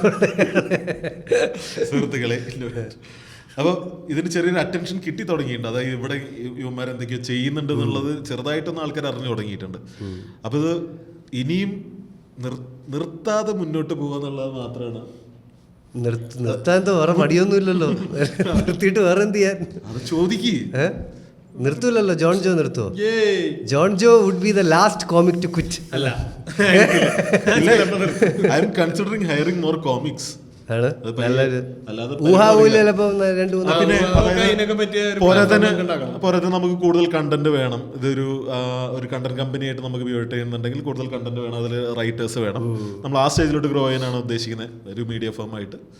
അപ്പോൾ നാച്ചുറലി നമ്മൾ പുതിയ കോമിക്സിന് ഹയർ ആൾക്കാരും പുതിയ ഐഡിയകൾ, ഫ്രഷ് തോട്ട്സ്. ഈ 4 പേര് മാത്രം പോരില്ല. അതെ, ഇത് ഇപ്പൊ എന്റെ കിടക്കണതൊക്കെ 90കളുടെ തമാശയാണ്. എനിക്ക് കണക്ട് ചെയ്യാൻ പറ്റുന്നത് 35. കുറച്ച് ജെൻസി വേണം. എനിക്ക് കണക്ട് ചെയ്യാൻ പറ്റുന്ന 30 വിമൻ കോമിക്സ്, ഫീമെയിൽ കോമിക്സ് ഭയങ്കര എന്താ പറയുക, ഒരു ഗ്യാപ്പ് ഉണ്ട് നമ്മുടെ സീനിൽ. ഒരു നല്ല ഫീമെയിൽ കോമിക് നമ്മുടെ സീനിൽ ഇല്ലേ ഇല്ല. റിൻഷാൻ ഇപ്പൊ എത്ര എൻക്വയറി കിട്ടാറുണ്ട്? മാസം കൂടിയിട്ടുണ്ട്? എൻക്വയറി ഒക്കെ ഇഷ്ടം പോലെ വരാറുണ്ട്. പക്ഷെ കൺവേർട്ട് ആവുന്നുണ്ട് ആൾക്കാര്. 5000 രൂപ ചായയും അത് ബുദ്ധിമുട്ടാണ്. അതിന് റിൻഷാനെ വിടാന്ന് പറയാ. റിൻഷാക്ക് ചായ മാത്രം 5000 കൊടുക്കണം.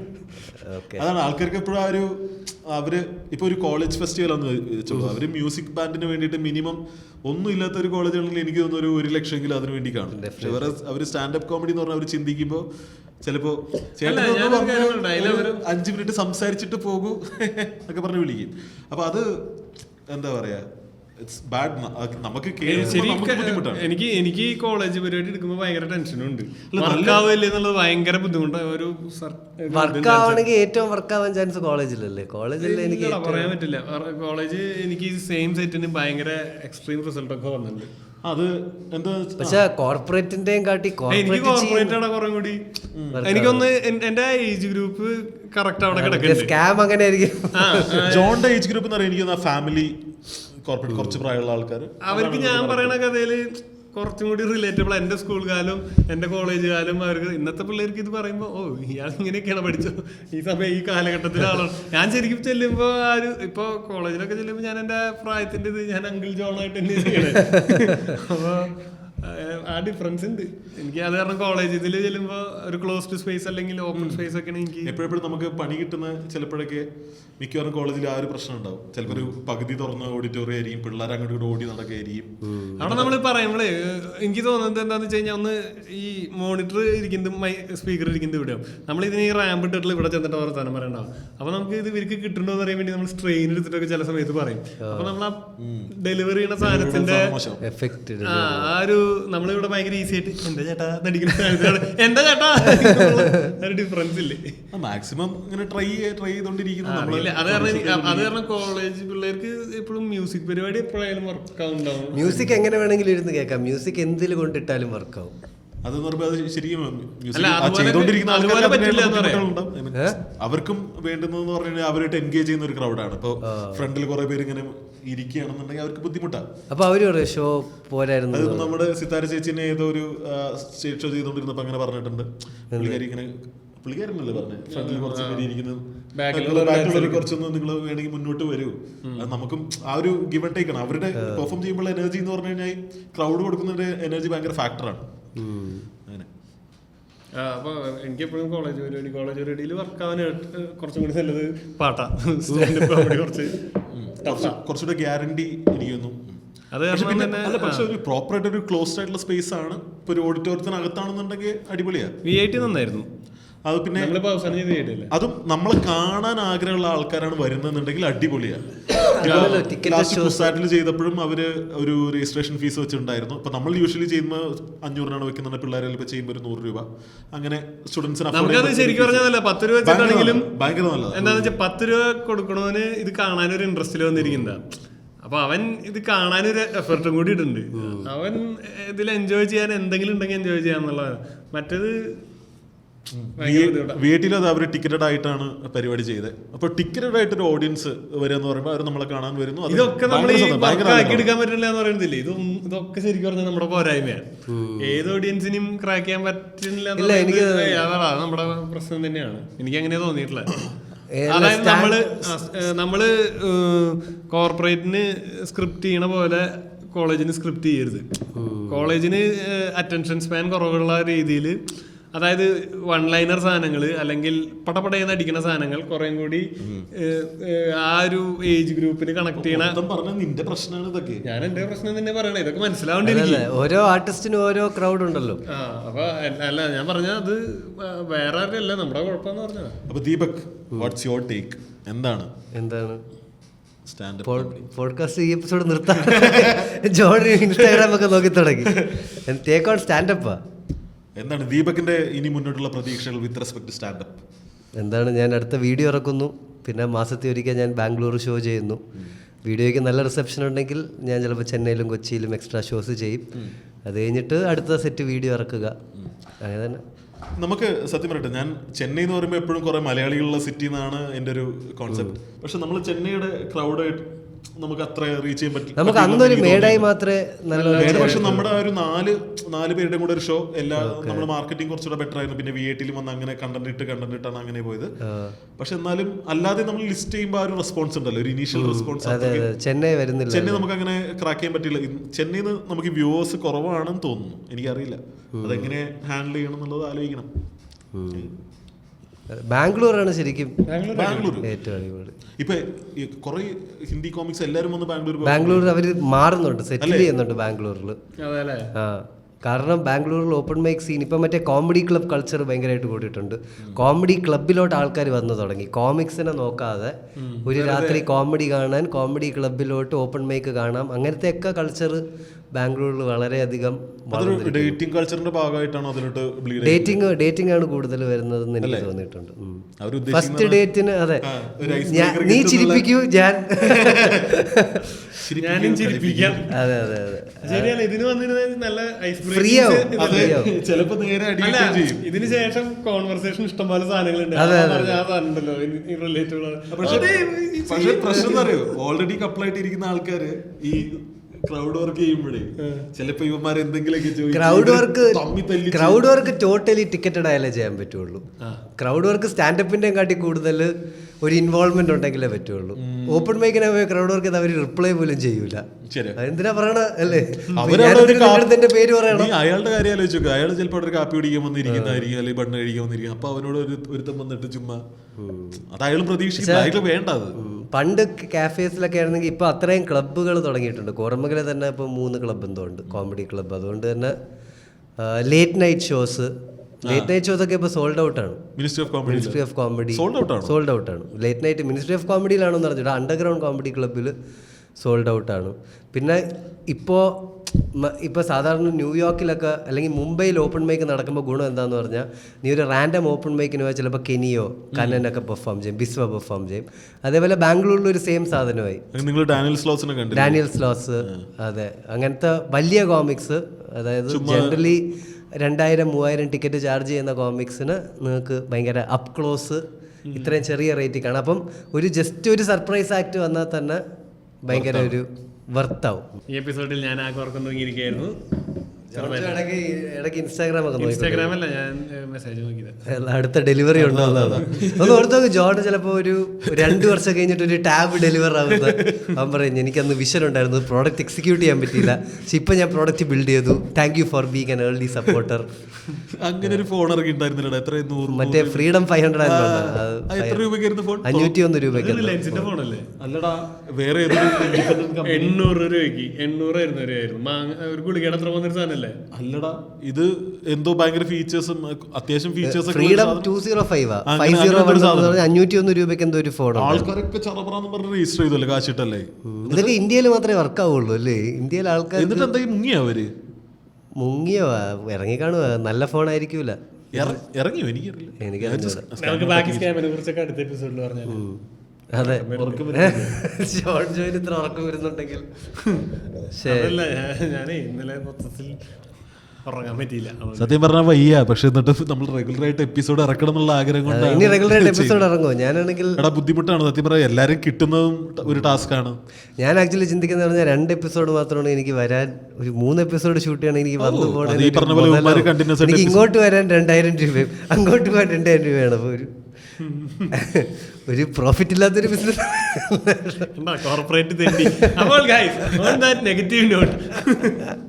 അപ്പൊ നമുക്ക് ഓരോ ഷെഡ്യൂളിൽ ഒരു 3 എപ്പിസോഡ് പിടിക്കാൻ പറ്റുമായിരുന്നെങ്കിൽ നന്നായേനെ.